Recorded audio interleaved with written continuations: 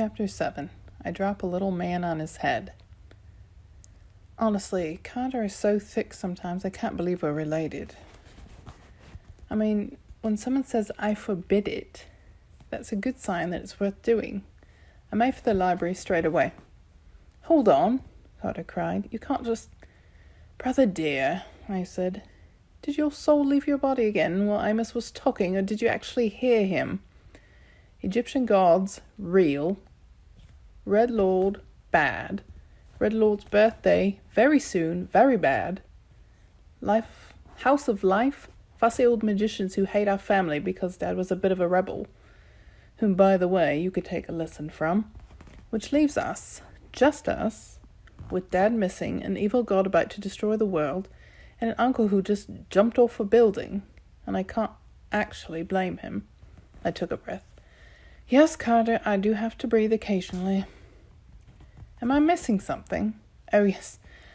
I also have a brother who is supposedly quite powerful from an ancient bloodline, blah, blah, etc., but is too afraid to visit a library. Now, coming or not?" Carter blinked as if I had hit him, which I suppose I had in a way. He faltered. "I just think we should be careful." I realized the poor boy was quite scared, which I couldn't hold against him, but it did startle me. Carter was my big brother, after all, older, more sophisticated, the one who traveled the world with Dad. Big brothers are the ones who are supposed to pull the punches. Little sisters, well, we should be able to hit as hard as we like, shouldn't we? But I realized that possibly, just possibly, I'd been a bit harsh with him. "Look," I said, "we need to help Dad, yes? There's got to be some powerful stuff in that library, otherwise Amos wouldn't keep it locked up. Do you want to help Dad?" Carter shifted uncomfortably. "Yeah, of course." Well, that was one problem solved, so we headed for the library. But as soon as Khufu saw what we were up to, he scrambled off the sofa with his basketball and jumped in front of the library doors. Who knew baboons were so speedy? He barked at us, and I have to say, baboons have enormous fangs.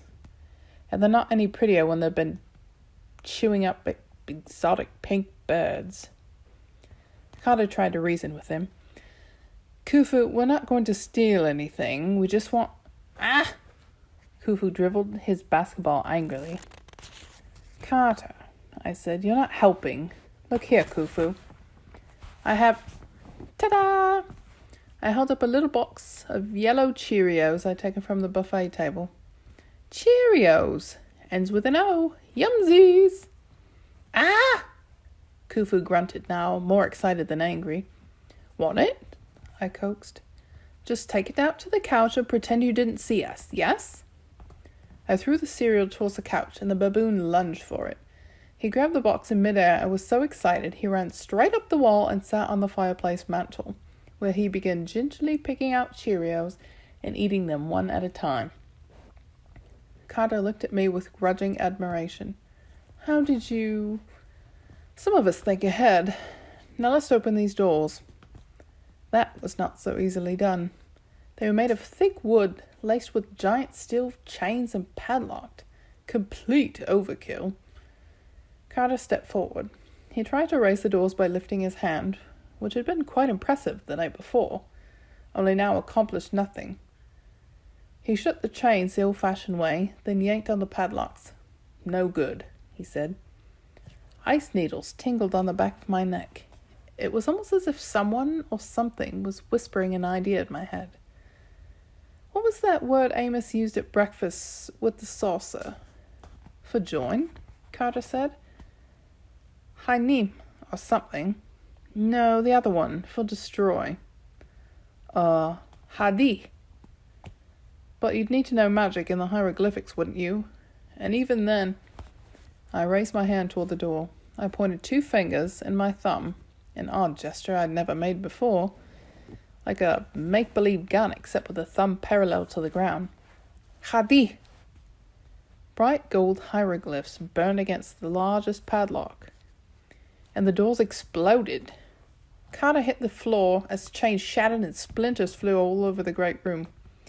When the dust cleared, Carter got up, covered in wood shavings. I seemed to be fine. Muffin circled my feet, mewing contentedly as if this were all very normal. Carter stared at me. How exactly? Don't know, I admitted, but the library's open. Think you overdid it a little? We're going to be in so much trouble. We'll just figure out a way to zap the door back, won't we? No more zapping, please, Carter said. That explosion could have killed us. Oh, you don't think if you tried that spell on a person? No, he stepped back nervously. I felt gratified that I could make him squirm, but I tried not to smile.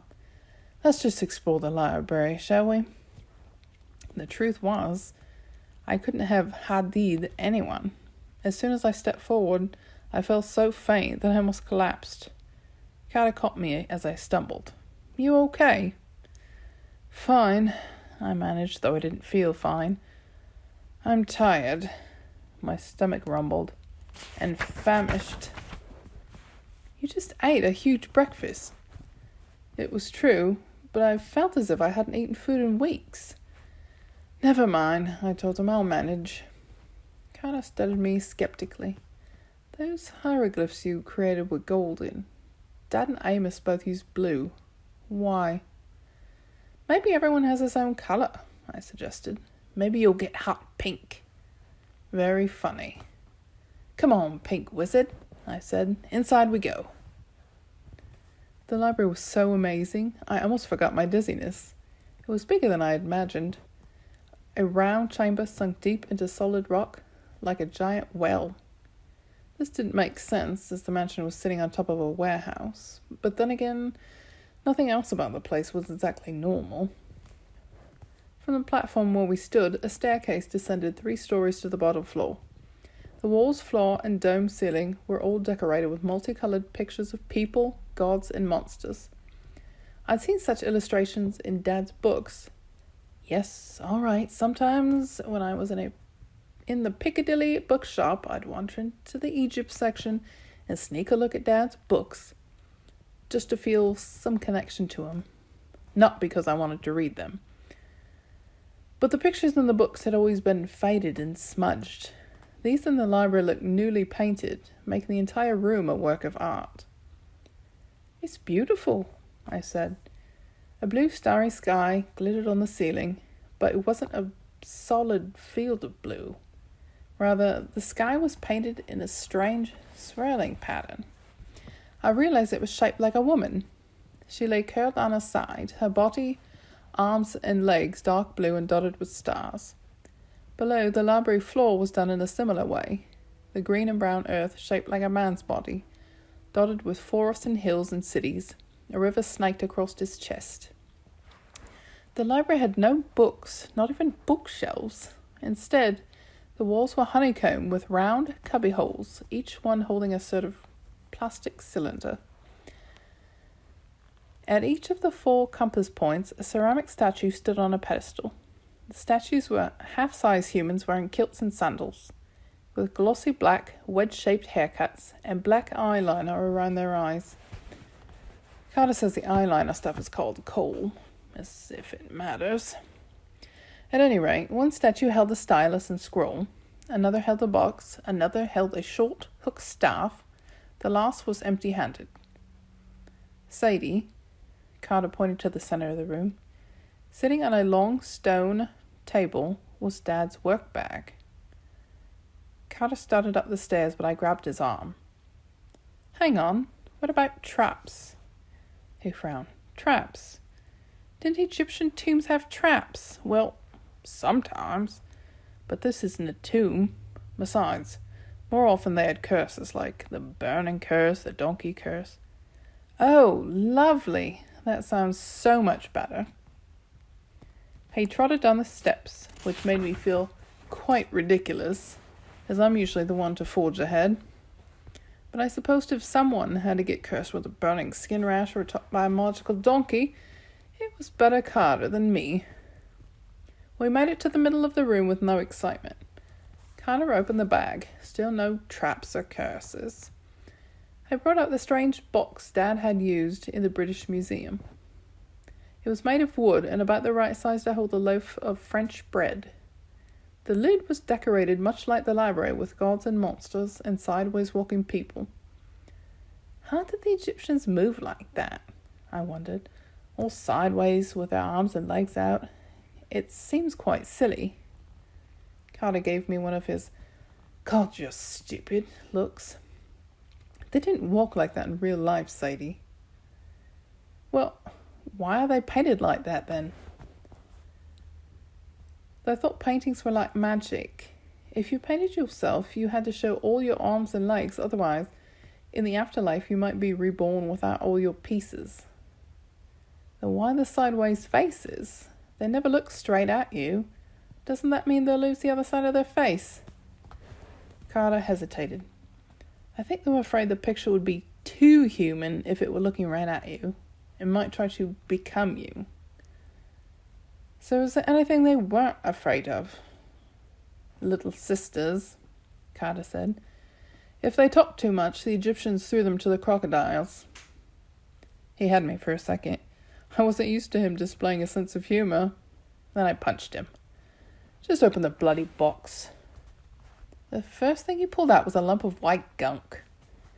Wax, Carter pronounced. Fascinating. I picked up a wooden stylus and a palette with a small indentation in its surface for ink, then a few glass jars of the ink itself, black, red, and gold, and a prehistoric painting set. Carter pulled out several lengths of brown twine, a small ebony cat statue, and a thick roll of paper.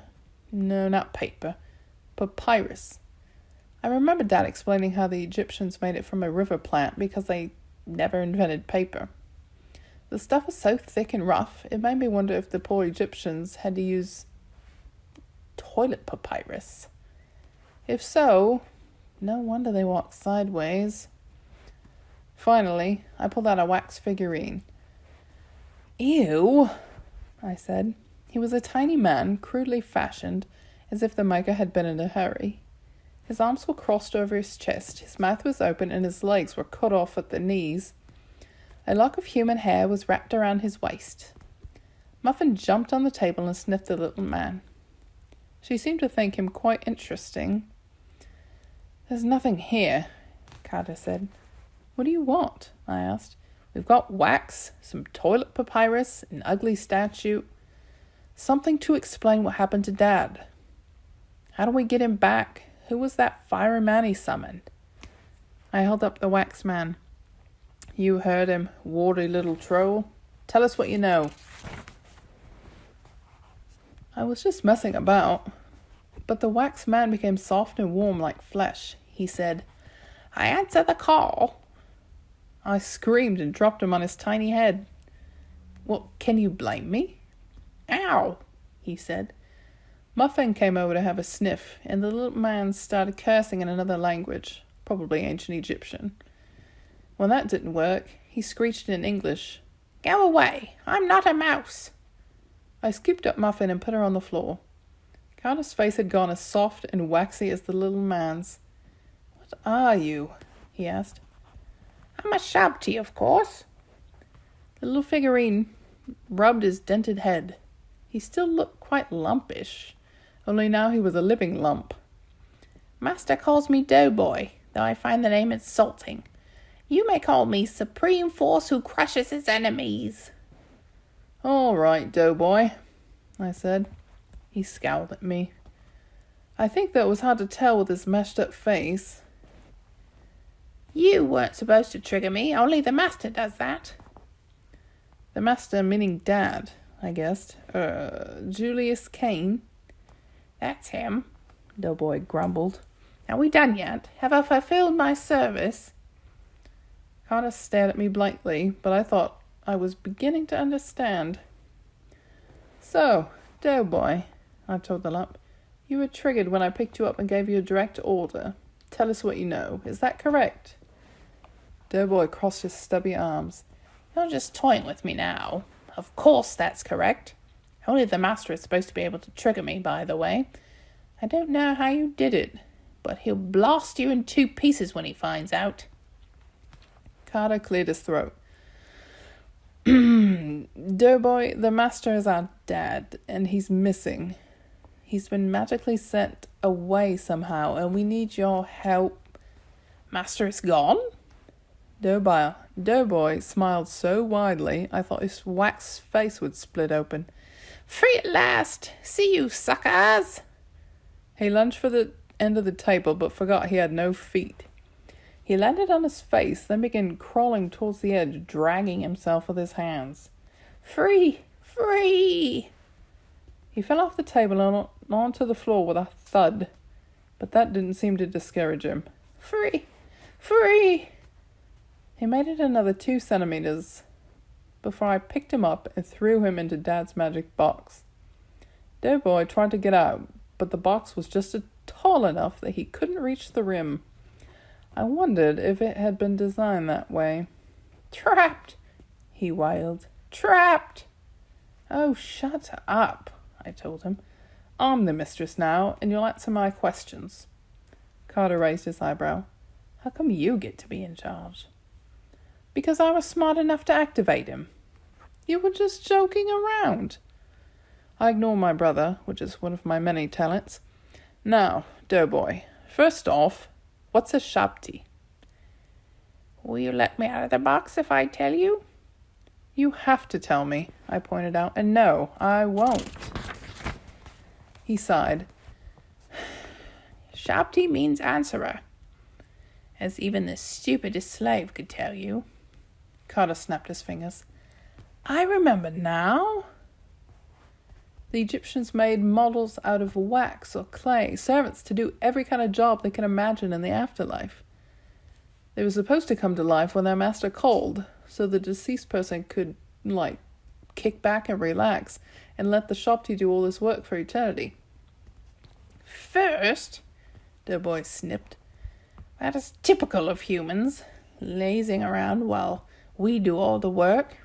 Second, afterlife work is only one function of Shabti. We also used by magicians for a great number of things in this life, because magicians would be totally incompetent without us. Third, if you know so much, why are you asking me? Why did Dad cut off your legs, I wondered, and leave you with a mouth? Doughboy clapped his little hands over his mouth. Oh, very funny. Threatened the wax statue. Big bully.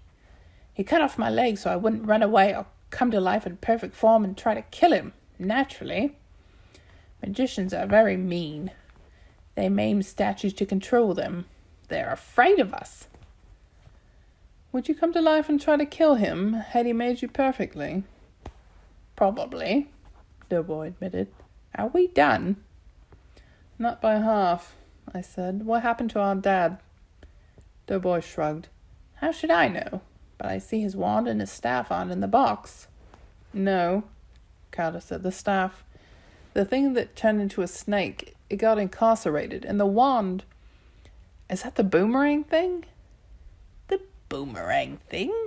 Doughboy said. Gods of eternal Egypt, you're dense. Of course that's his wand. It got shattered, I said. Tell me how, Doughboy demanded. Carter told them the story. I wasn't sure that was the best idea, but I supposed a 10-centimeter tall statue couldn't do us that much harm. This is wonderful, Doughboy cried. Why? I asked. Is Dad still alive? No, Doughboy said. He's almost certainly dead. The 5 gods of the demon days released? Wonderful! And anyone who duels with the Red Lord. Wait, I said. I order you to tell me what happened. Ha! Doughboy said. I only have to tell you what I know. Making educated guesses is a completely different task. I declare my service fulfilled. With that, he turned back into lifeless wax. Wait! I picked him up again and shook him. Tell me your educated guesses. Nothing happened. Maybe he's got a timer, Carter said, like only once a day. Or maybe you broke him. Carter, make a helpful suggestion. What do we do now? He looked at the 4 ceramic statues on the pedestals. Maybe other Shapti? Worth a shot. If the statues were answerers, they weren't very good at it. We tried holding them while giving them orders, though they were quite heavy. We tried pointing at them and shouting. We tried asking nicely. They gave us no answers at all.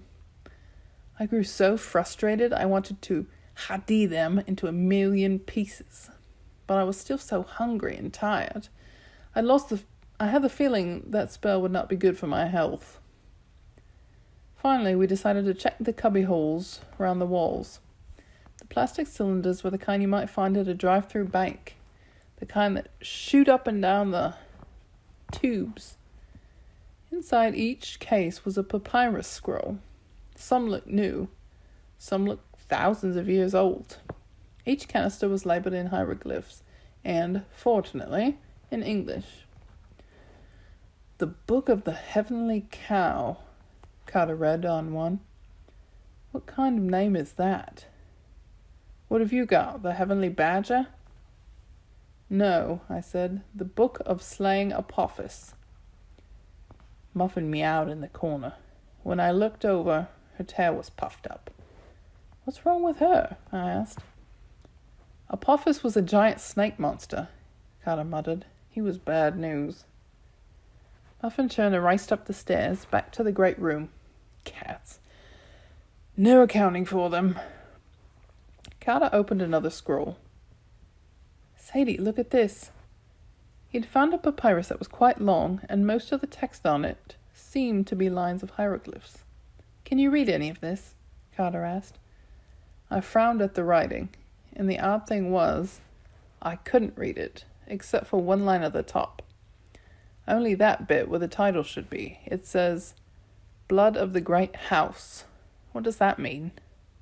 Great House, Carter mused. What do the words sound like in Egyptian? Pharaoh. Oh, it's Pharaoh, isn't it? But I thought a pharaoh was a king. It is, Carter said. The word literally means great house, like the king's mansion, sort of like referring to the president as the White House. So here it probably means more like blood of the pharaohs, all of them, the whole lineage of all the dynasties, not just one guy. So why do I care about the pharaoh's blood, and why can't I read any of the rest? Carter stared at the lines. Suddenly his eyes widened. Their names. Look, they're all written inside cartouches. Excuse me, I asked, because cartouche sounded like a rather rude word, and I pride myself on knowing those. The circles, Carter explained. They symbolize magic ropes. They're supposed to protect the holder of the name from evil magic. He eyed me, and possibly also from other magicians reading their names. Oh, you're mental, I said, but I looked at the lines and saw what he meant. All the other words were protected by cartouches, and I couldn't make sense of them. Sadie, Carter said, his voice urgent. He pointed to a cartouche at the very end of the list. The last entry in what looked to be a catalogue of thousands. Inside the circle were 2 simple symbols, a basket and a wave. K-N, Carter announced. I know this one. It's our name, Cain. Missing a few letters, isn't it? Carter shook his head. Egyptians usually didn't write vowels, only consonants. You have to figure out the vowel sounds from the context. There really were nutters. So that could be con or icon or knee or acne. It could be, Carter agreed, but it's our name, Cain. I asked Dad to write it for me in hieroglyphs once, and that's how he did it. But why are we on this list, and what is blood of the pharaohs? The icy tingle started on the back of my neck. I remembered what Amos had said about both sides of our family being very ancient. Carter's eyes met mine, and judging from his expression, he was having the same thought. "There's no way," I protested. "Must be some kind of a joke," he agreed. "Nobody keeps family records that far back." I swallowed, my throat suddenly very dry. So many odd things had happened to us in the last day, but it was only when I saw a name in that book that I finally began to believe all this mad Egyptian stuff was real. Gods, magicians, monsters, and our family was tied into it. Ever since breakfast, when it occurred to me that Dad had been trying to bring Mum back from the dead, a horrible emotion had been trying to take hold of me, and it wasn't dread. Yes, the whole thing was creepy, much creepier than the shrine my grandparents kept in the hall cupboard to my dead mother. And yes, I told you I try not to live in the past, and nothing could change the fact that my mum was gone. But I'm a liar. The truth was, I'd had one dream ever since I was 6. To see my mum again. To actually get to know her, talk to her, go shopping, do anything. Just to be with her once, so I could have a better memory to hold on to. The feeling I was trying to shake was hope. I knew I was setting myself up for a colossal hurt. But if it were really possible to bring her back, then I would have blown up any number of Rosetta Stones to make it happen. "Let's keep looking," I said. After a few more minutes, I found a picture of some animal-headed gods, 5 in a row, with a starry woman figure arching over them protectively, like an umbrella. Dad had released 5 gods. "Carter," I called. "What's this, then?" He came to have a look, and his eyes lit up. "That's it," he announced. "These 5, and up here, their mother, Newt." I laughed. "A goddess named Newt? Is her last name Case?" "Very funny," Carter said. "She was the goddess of the sky." He pointed up to the ceiling painting, the lady with the blue, star-spangled skin, same as in the scroll. "So what about her?" I asked. Carter knit his eyebrows. "Something about the demon days. It had to do with the birth of these 5 gods, but it's been a long time since Dad told me the story. This whole scroll is written in hieratic, I think. That's the hieroglyph cursive. Can you read it?" I shook my head. Apparently, my particular brand of insanity only applied to regular hieroglyphs. "I wish I could find the story in English," Carter said. Just then there was a cracking noise behind us. The empty-handed clay statue hopped off his pedestal and marched toward us. Carter and I scrambled to get out of his way, but he walked straight past us, grabbed a cylinder from its cubbyhole, and brought it to Carter. "It's a retrieval Shakti," I said. "A clay librarian." Carter swallowed nervously and took the cylinder. Thanks." The statue marched back to his pedestal, jumped on, and hardened again into regular clay. "I wonder," I faced the Shakti. "Sandwich and chips, please." Sadly, none of the statues jumped down to serve me. Perhaps food wasn't allowed in the library. Carter uncapped the cylinder and unrolled the papyrus. He sighed with relief. "This version is in English."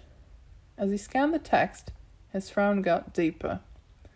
"You don't look very happy," I noticed. "Because I remember the story now. The 5 gods. If Dad really released them, it isn't good news." "Hang on," I said. "Start from the beginning." Carter took a shaky breath.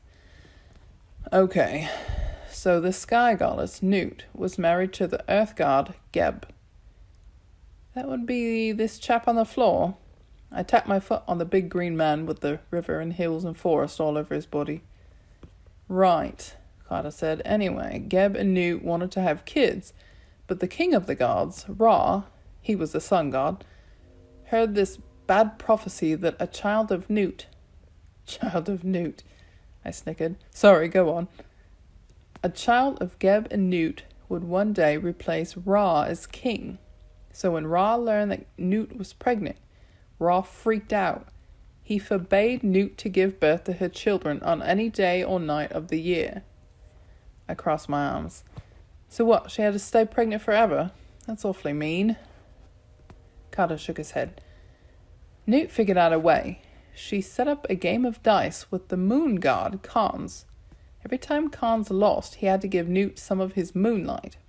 He lost so many times, Newt won enough moonlight to create 5 new days and tag them on to the end of the year. Oh, please, I said. First, how can you gamble moonlight? And if you did, how could you make extra days out of it? It's a story, Carter protested. Anyway, the Egyptian calendar had 360 days in the year, just like the 360 degrees in a circle. Newt created 5 days and added them to the end of the year, days that were not part of the regular year. The demon days, I guessed. So the myth explains why a year has 365 days, and I suppose she had her children during those 5 days, Carter agreed. 1 kid per day. Again, how do you have 5 children in a row, each on a different day? They're gods, Carter said. They can do stuff they like. Makes as much sense as the name Newt. But please, go on. So when Ra found out, he was furious. But it was too late. The children were already born. Their names were Osiris, the one Dad was after. Then Horus, Set, Isis, and, Carter consulted his scroll. Nephthys. I always forget that one. And the fiery man in the museum said, you have released all 5. Exactly. What if they were imprisoned together and Dad didn't realize it? They were born together, so maybe they had to be summoned back into the world together. The thing is, one of these guys, Set, was a really bad dude, like the villain of Egyptian mythology, the god of evil and chaos and desert storms. I shivered. Did he perhaps have something to do with fire? Carter pointed to one of the figurines in the picture. The god had an animal head, but I couldn't quite make out which sort of animal. Dog, anteater, evil bunny rabbit. Whichever it was, his hair and his clothes were bright red. The Red Lord, I said. Sadie, there's more, Carter said. Those 5 days, the demon days, were bad luck in Egypt. You had to be careful, wear good luck charms, and not do anything important or dangerous on those days. And in the British Museum, Dad told Set, they'll stop you before the demon days are over. Surely you don't think he meant us, I said. We're supposed to stop the Set character? Carter nodded. And if the last 5 days of our calendar year still count as Egyptian demon days, they'd start on December 27th, the day after tomorrow. The Shopti seemed to be staring at me expectantly, but I had not the slightest idea what to do. Demon days and evil bunny guards. If I heard one more impossible thing, my head would explode.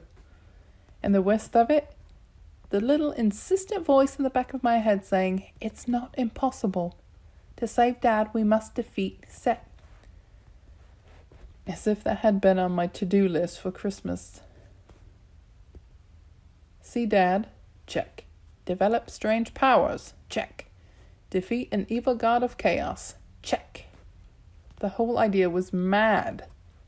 Suddenly, there was a loud crash, as if something had broken into the great room. Khufu began barking in alarm. Carter and I locked eyes. Then we ran for the stairs. Chapter 8. Muffin Plays with Knives. Our baboon was going completely sky goddess, which is to say, nuts. He swung from column to column, bouncing along the balconies, overturning pots and statues. Then he ran back to the terrace windows, stared outside for a moment, and proceeded to go berserk again.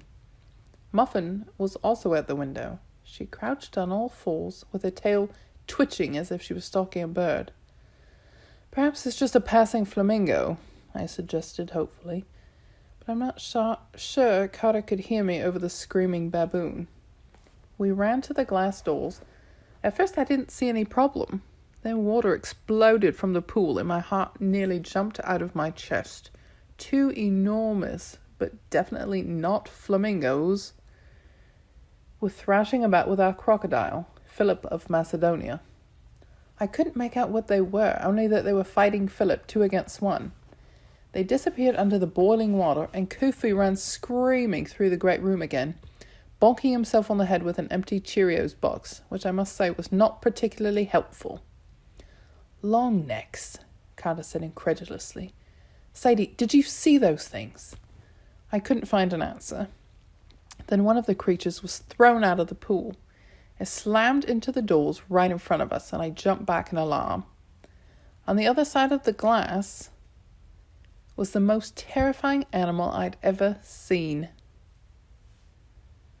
Its body was like a leopard's, lean and sinewy with golden spotted fur, but its neck was completely wrong. It was green and scaly and at least as long as the rest of its body. It had a cat's head, but no normal cat's. When it turned its glowing red eyes toward us, it howled, showing a forked tongue and fangs dripping with green venom. I realized my legs were shaking and I was making a very undignified whimpering sound. The cat serpent jumped back into the pool to join its companion in beating up Philip, who spun and snapped, but seemed unable to hurt his attackers. We have to help Philip, I cried. He'll be killed. I reached for the door handle, but Muffin growled at me. Carter said, Sadie, no! You heard Amos. We can't open the door for any reason. This house is protected by magic. Philip will have to beat them on his own. But what if he can't? Philip! The old crocodile turned. For a second, his pink reptilian eyes focused on me, as if he could sense my concern. Then the cat snakes bit at his underbelly, and Philip rose up so that only the tip of his tail still touched the water. His body began to glow. A low hum filled the air, like an airplane engine starting up. When Philip came down, he slammed into the terrace with all his might. The entire house shook. Cracks appeared in the concrete terrace outside, and the swimming pool split right down the middle as the far end crumbled into empty space. No! I cried. But the edge of the terrace ripped free, plunging Philip and the monsters straight into the East River. My whole body began to tremble. He sacrificed himself. He killed the monsters. Sadie, Carter's voice was faint. What if he didn't? What if they come back? Don't say that. I recognize them, Sadie. Those creatures. Come on. Where? I demanded, but he ran straight back to the library. Carter marched up to the shopty who'd helped us before. Bring me the...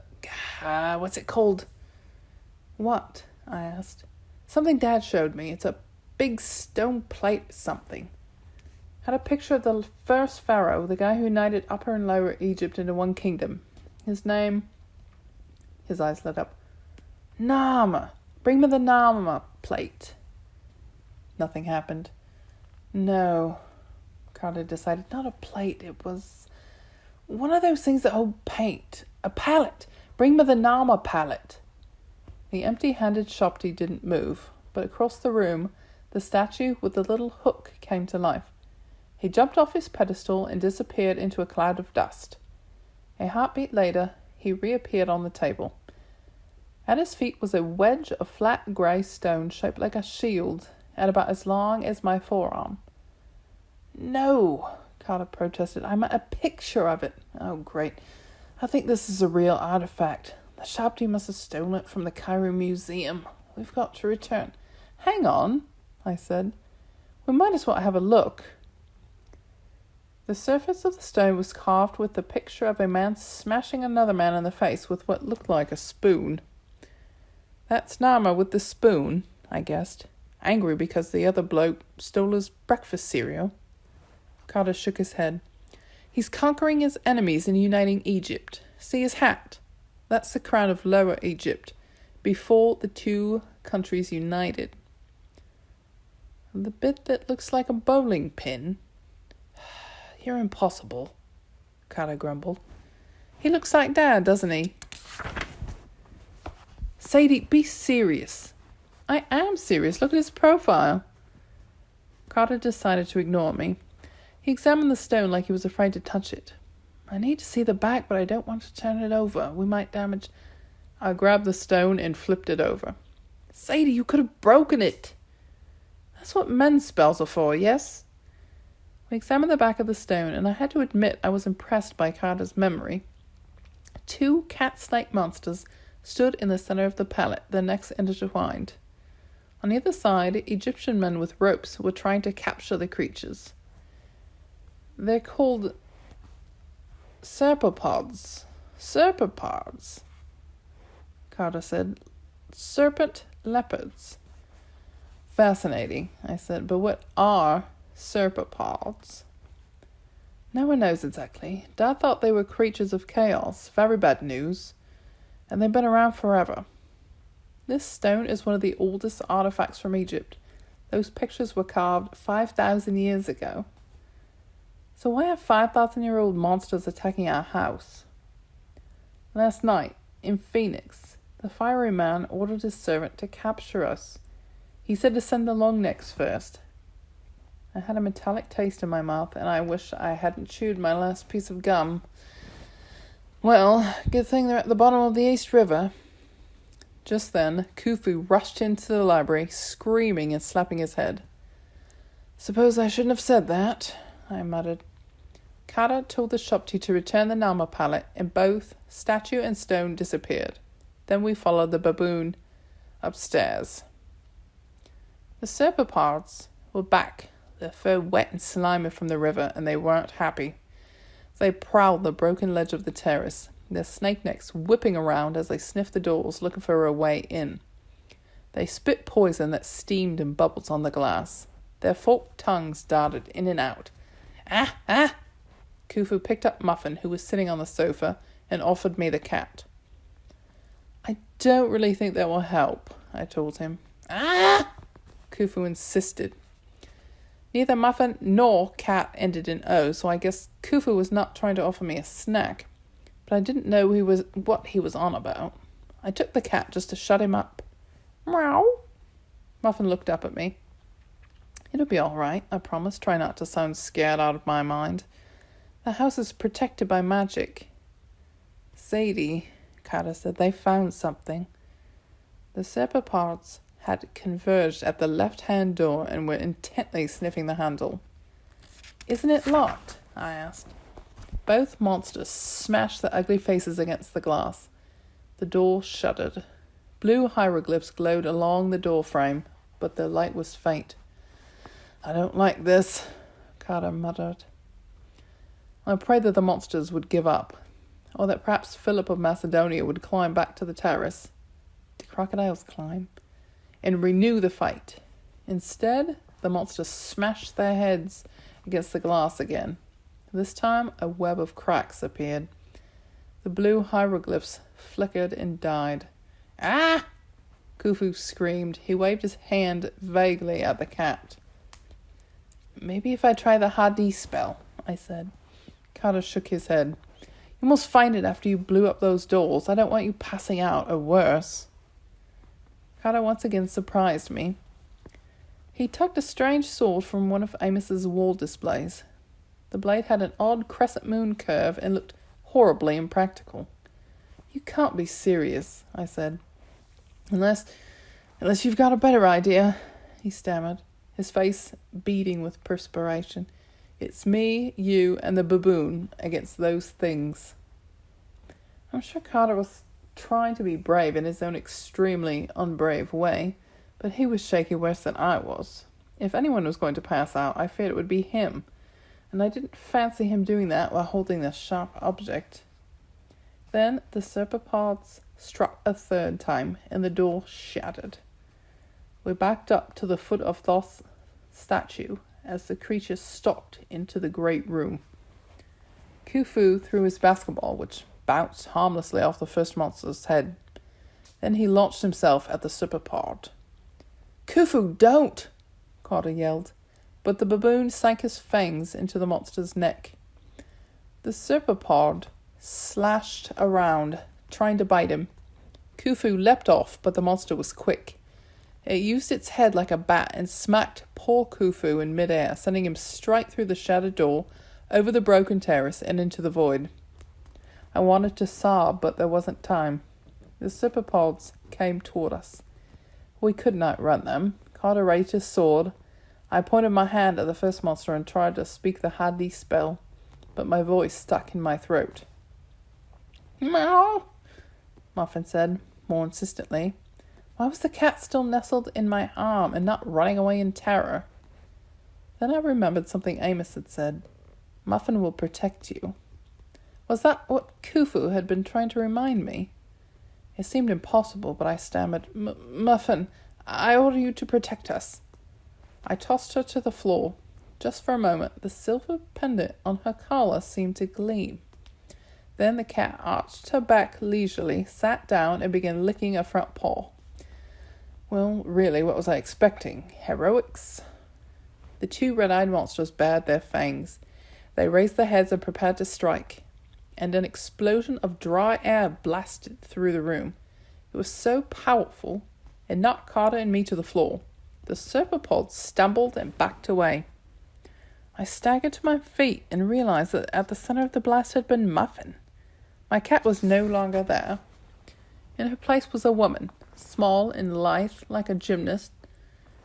Her jet black hair was tied in a ponytail. She wore a skin-tight leopard jumpsuit and Muffin's pendant around her neck.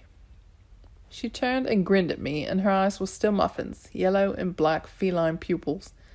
"About time," she chided. The serpapods got over their shock and charged the Catwoman. Their heads struck with lightning speed.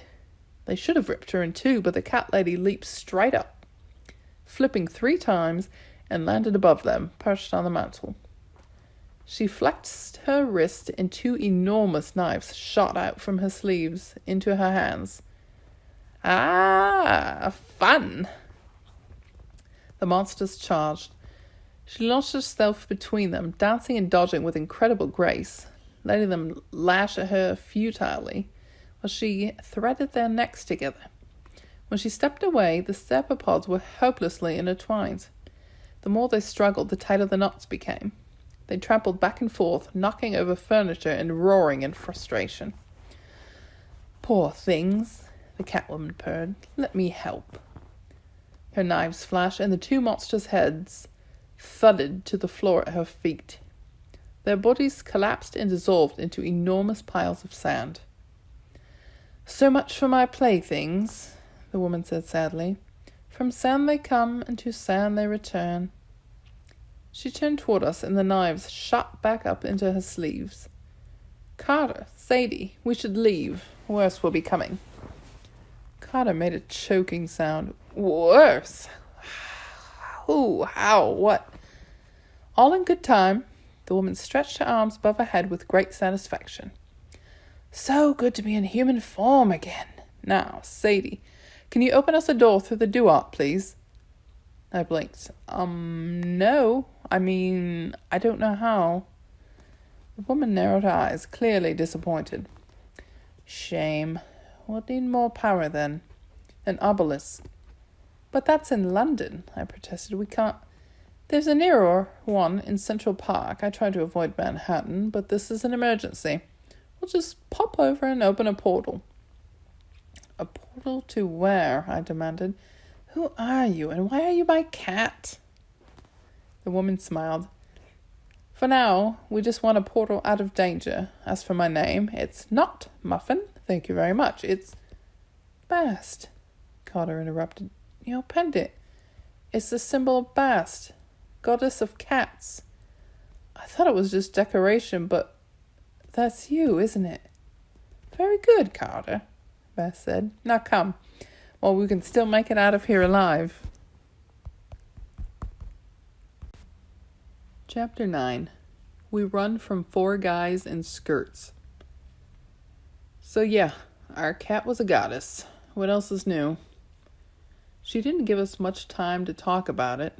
She ordered me to the library to grab my dad's magic kit, and when I came back, she was arguing with Sadie about Khufu and Philip. "We have to search for them," Sadie insisted. "They'll be fine," said Bast. "However, we will not be unless we leave now." I raised my hand. Excuse me, Miss Goddess Lady. Amos told us the house was safe?" Bast snorted. "Carter, the defenses were too easily breached. Someone sabotaged them." "What do you mean? Who?" "Only a magician of the house could have done it." "Another magician?" I asked. "Why would another magician want to sabotage Amos's house?" "Oh, Carter," Bast sighed. "So young, so innocent. Magicians are devious creatures. Could be a million reasons why one would backstab another. But we don't have time to discuss it. Now, come on." She grabbed our arms and led us out the front door. She'd sheathed her knives, but she still had some wicked sharp claws for fingernails that hurt as they dug into my skin. As soon as we stepped outside, the cold wind stung my eyes. We climbed down a long flight of metal stairs into the industrial yard that surrounded the factory. Dad's work bag was heavy on my shoulder. The curved sword I'd strapped across my belt felt cold against my thin linen clothes. I'd started to sweat during this Serpapard attack, and now my perspiration felt like it was turning to ice.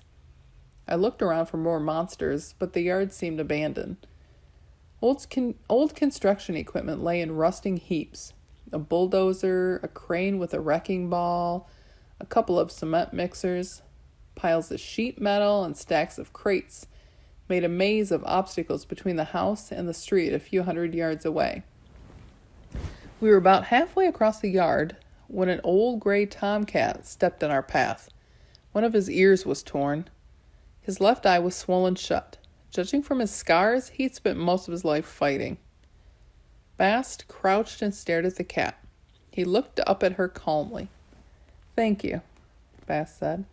The old tomcat trotted off toward the river. "What was that about?" Sadie asked. "One of my subjects, offering help. He'll spread the news about our predicament. Soon every cat in New York will be on alert." "He was so battered," Sadie said. "If he's your subject, couldn't you heal him? And take away his marks of honor? A cat's battle scars are part of his identity. I couldn't." Suddenly Bast tensed. She dragged us behind a stack of crates. "What is it?" I whispered. She flexed her wrists and the knives slid into her hands. She peeped over the top of the crates, every muscle in her body trembling. I tried to see what she was looking at, but there was nothing except the old wrecking ball crane. Bast's mouth twitched with excitement. Her eyes were fixed on the huge metal ball. I'd see kittens look like that when they stalked catnip toy mice or pieces of string or rubber balls. Balls? No. Bast was an ancient goddess. Surely she wouldn't. This could be it. She shifted her weight. "Stay very, very still." "There's no one there," Sadie hissed. I started to say, Bast lunged over the crates. She flew 30 feet through the air, knives flashing, and landed on the wrecking ball with such force that she broke the chain. The cat goddess and the huge metal sphere smashed into the dirt and went rolling across the yard. "Row!" Bast wailed. The wrecking ball rolled straight over her, and she didn't appear hurt. She leaped off and pounced again, her knives slicing through the metal like wet clay. Within seconds, the wrecking ball was reduced to mounds of scrap. Bast sheathed her blades. "Safe now." Sadie and I looked at each other. "You saved us from a metal ball," Sadie said. "You never know," Bast said. "It could have been hostile."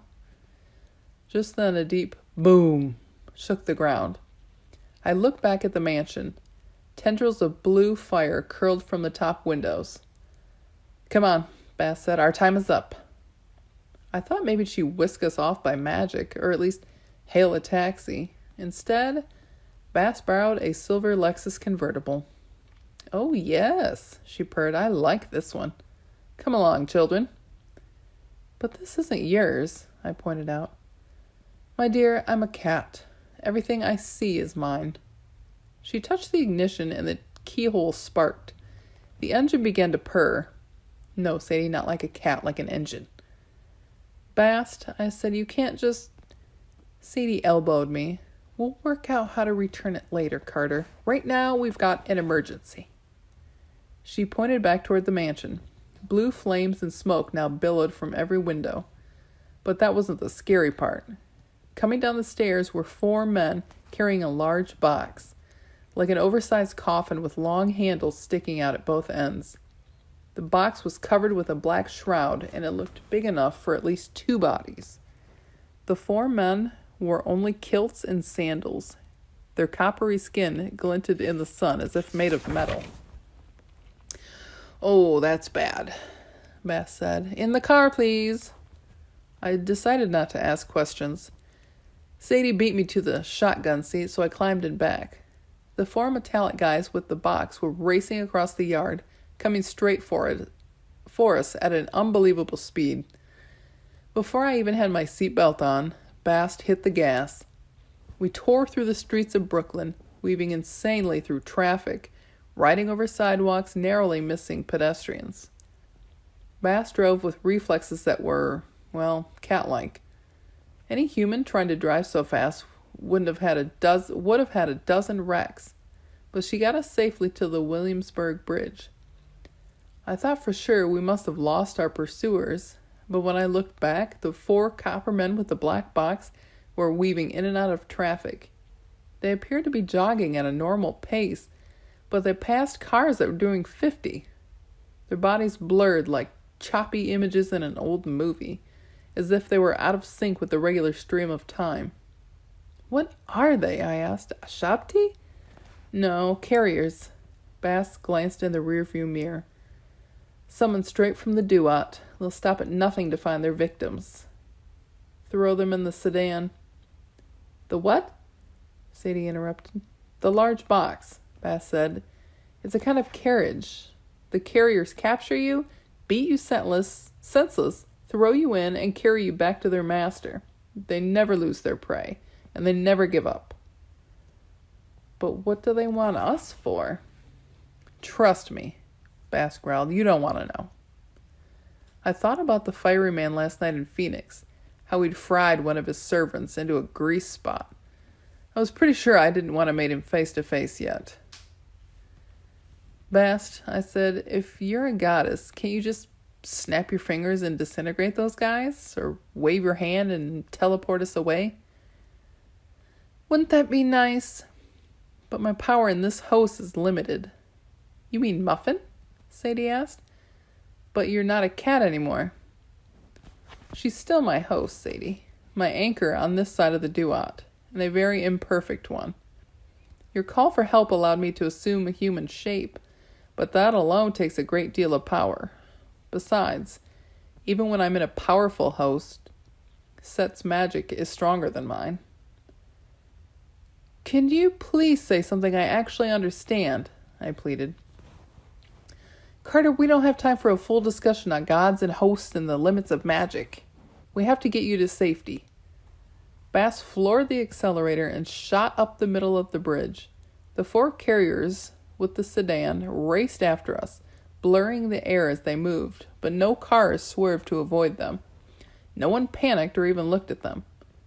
How can people not see them?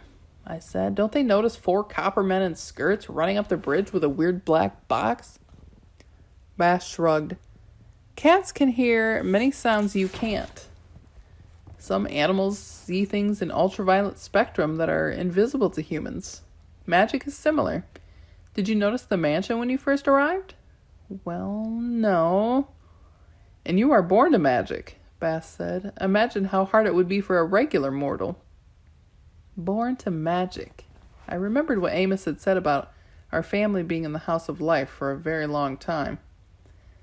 If magic, runs in families, why haven't I ever been able to do it before?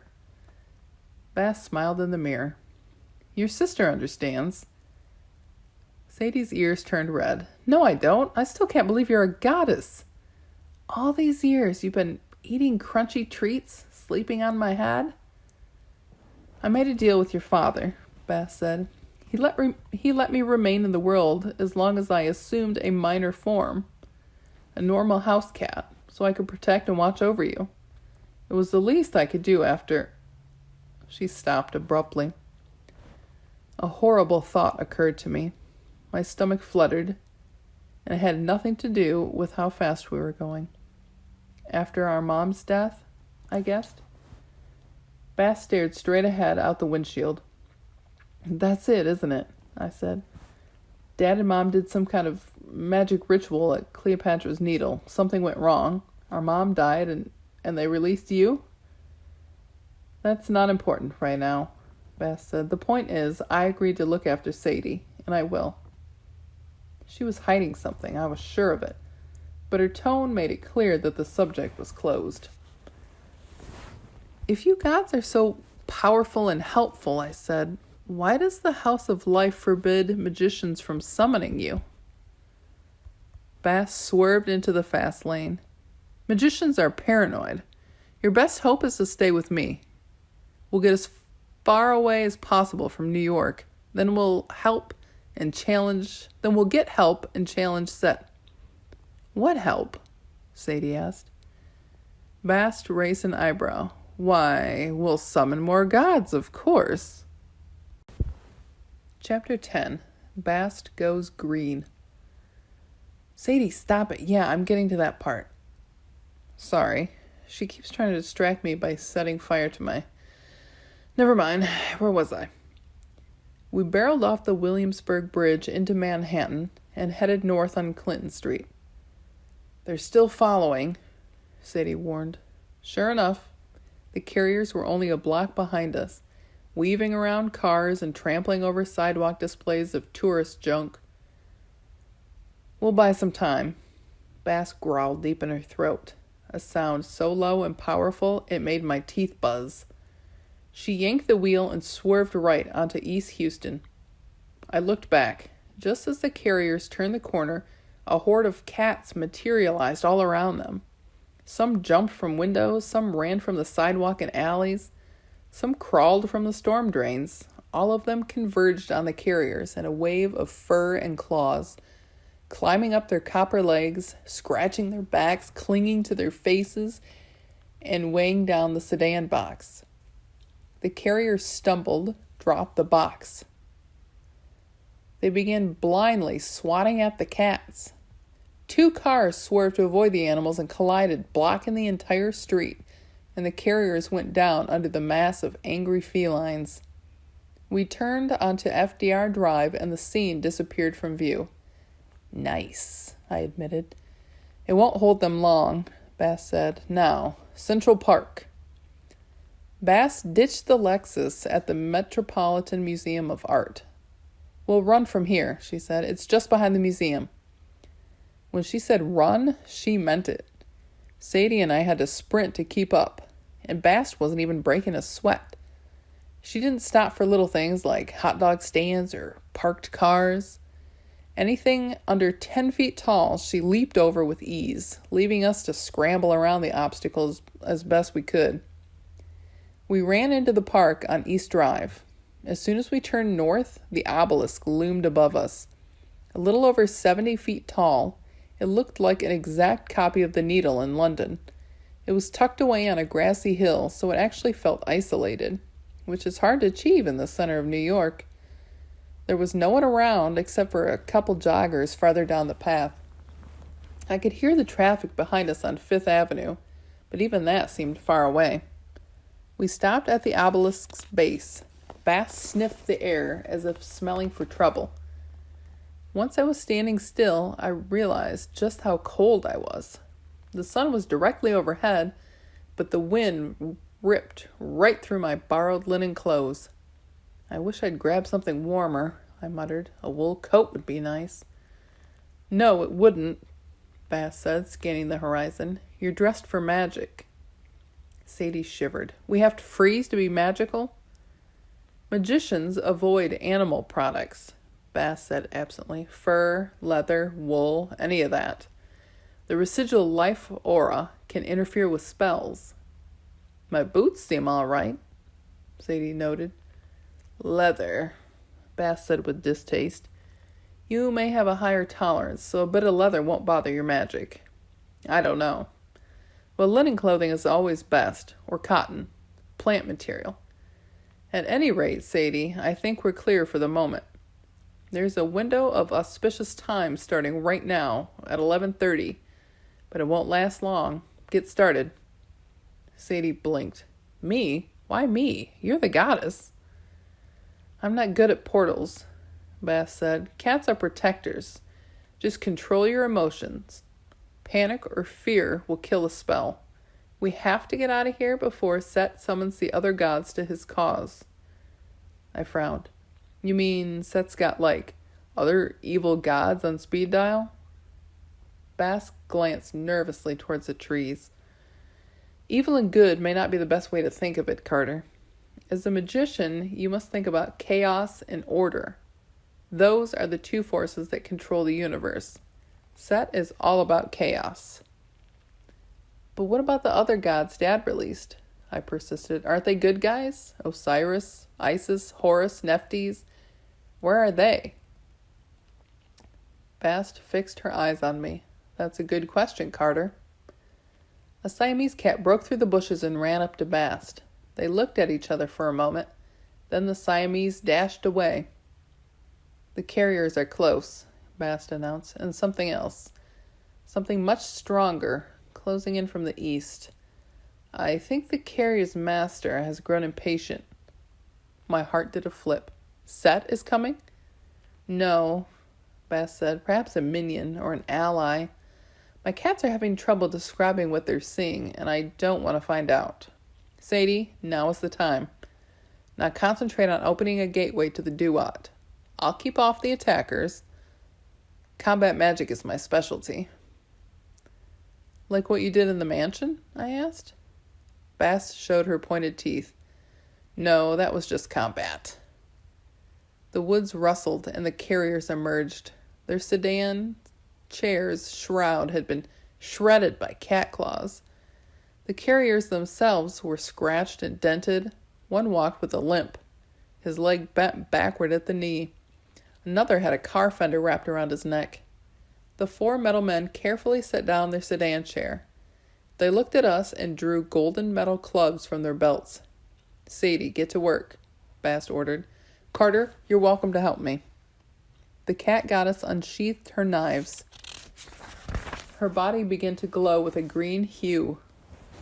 An aura surrounded her, growing larger, like a bubble of energy, and lifted her off the ground. The aura took shape until Bast was encased in a holographic projection about 4 times her normal size. It was an image of the goddess in her ancient form, a 20-foot-tall woman with the head of a cat. Floating in mid-air in the center of the hologram, Bast stepped forward. The giant cat goddess moved with her. It didn't seem possible that a see-through image could have substance, but its foot shook the ground. Bast raised her hand. The glowing green warrior did the same, unsheathing claws as sharp as rapiers. Bast swiped the sidewalk in front of her and shredded the pavement to concrete ribbons. She turned and smiled at me. The giant cat's head did likewise, bearing horrible fangs that could have bitten me in half. This, Bast said, is combat magic. At first, I was too stunned to do anything but watch as Bast launched her green war machine into the middle of the carriers. She slashed one carrier to pieces with a single swipe, then stepped on another and flattened him into a metal pancake. The other 2 carriers attacked her holographic legs, but their metal clubs bounced harmlessly off the ghostly light with showers of sparks. Meanwhile, Sadie stood in front of the obelisk with her arms raised, shouting, "Open, you stupid piece of rock!" Finally, I drew my sword. My hands were shaking. I didn't want to charge into battle, but I feel like I should help. And if I had to fight, I figured having a 20-foot-tall glowing cat warrior on my side was the way to do it. Sadie, I'm gonna help Bast. Keep trying. I am. I ran forward just as Bast sliced the other two carriers apart like loaves of bread. With relief, I thought, well, that's it. Then, all 4 carriers began to reform. The flat one peeled himself up off the pavement. The sliced one's pieces clicked together like magnets, and the carrier stood up, good as new. Carter, help me hack them apart, Bast called. They need to be in smaller pieces. I tried to stay out of Bast's way as she slashed and stomped. Then, as soon as she disabled the carrier, I went to work chopping its remains into smaller pieces. They seemed more like Play-Doh than metal, because my blades smashed them up pretty easily. Another few minutes, and I was surrounded by piles of coppery rubble. Bast made a glowing fist and smashed the sedan into kindling. That wasn't so hard. What are we running for?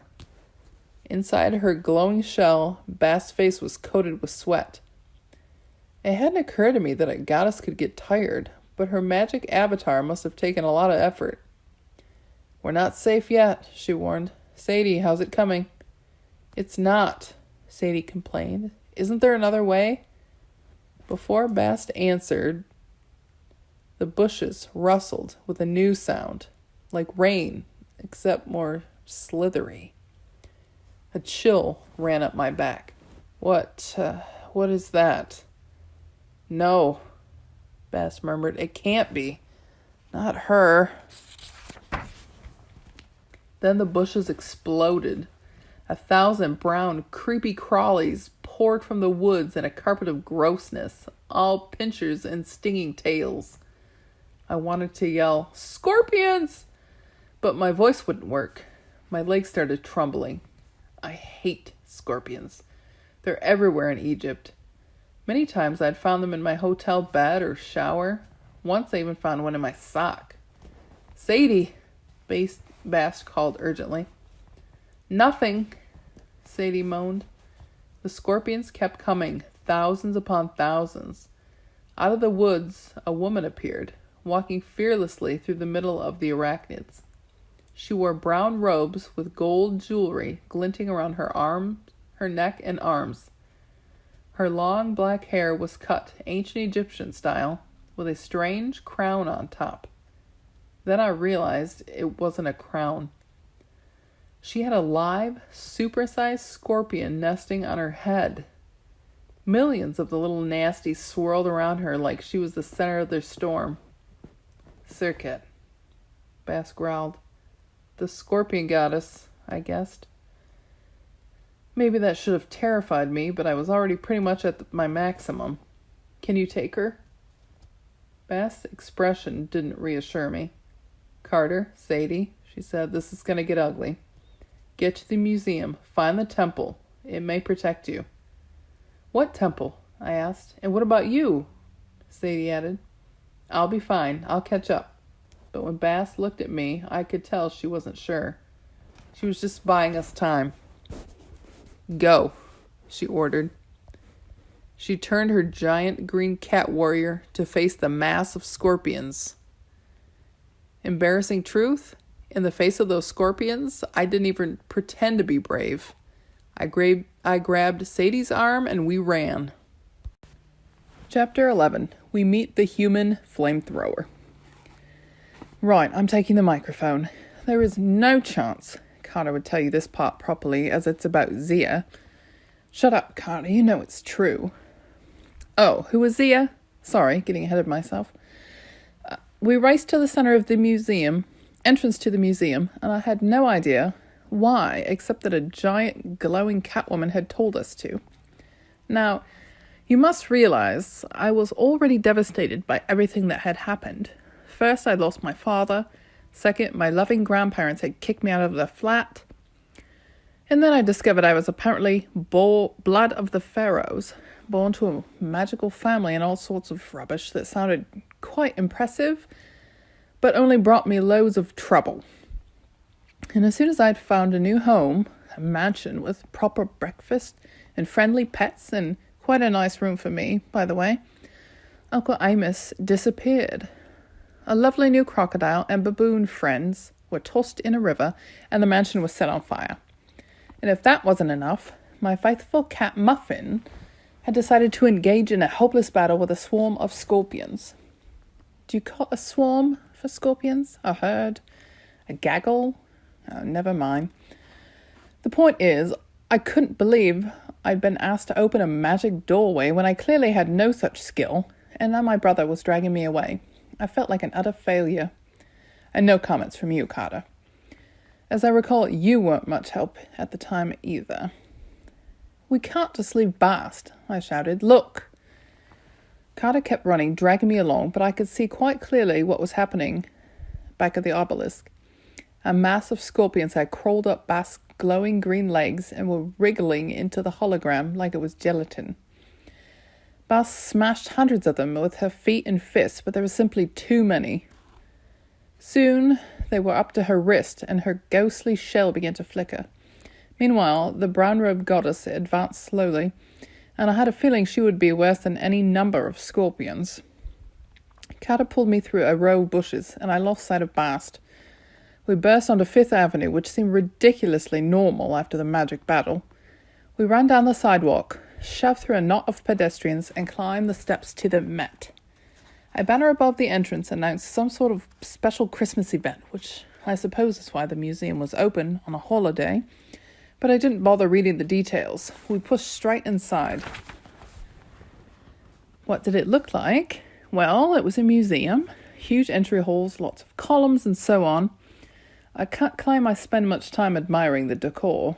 I do remember it had queues for the ticket windows because we ran right past them. There were also security guards because they yelled at us as we dashed into the exhibits. By luck, we ended up in the Egyptian area in front of a reconstructed tomb of some sort of place with the narrow corridors. Carter probably could have told you what the structure was supposed to be, but honestly, I didn't care. Come on, I said. We slipped inside the exhibit, which proved quite enough to lose the security guards. Or perhaps they had better things to do than pursue naughty children. When we popped out again, we sneaked around until we were sure we weren't being followed. The Egypt wing wasn't crowded, just a few clumps of old people and a foreign tour group with a guide explaining a sarcophagus in French. Et voici la momie! Strangely, no one seemed to notice the enormous sword on Carter's back, which surely must have been a security issue, and much more interesting than the exhibits. A few old people did give us odd looks, but I suspect it was because we were dressed in linen pajamas, drenched in sweat, and covered in leaves and grass. My hair was probably a nightmare as well. I found an empty room and pulled Carter inside. Glass cases were full of sharp tea. A few days earlier, I wouldn't have given them a second thought. Now, I kept glancing at the statues, sure they'd come to life any minute and try to bash me on the head. What now? I asked Carter. Did you see any temple? No. He knit his eyebrows as if trying hard to remember. I think there's a rebuilt temple down the hall. Or is that in the Brooklyn Museum? Maybe the one in Munich? Sorry. I've been to so many museums with Dad, they all get mixed together. I sighed in exasperation. Poor boy, forced to travel the world, skip school and spend time with Dad while I get a whole 2 days a year with him. Hey, Carter turned on me with surprising force. You get a home, you get friends and a normal life. You don't wake up each morning wondering what country you're in. You don't. The glass case next to us shattered, spraying glass at our feet. Carter looked at me, bewildered. Did we just... Like my exploding birthday cake, I grumbled, trying not to let on how startled I was. You need to control your temper. Me?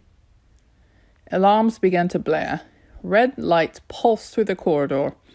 A garbled voice came on the loudspeaker and said something about proceeding calmly to the exit.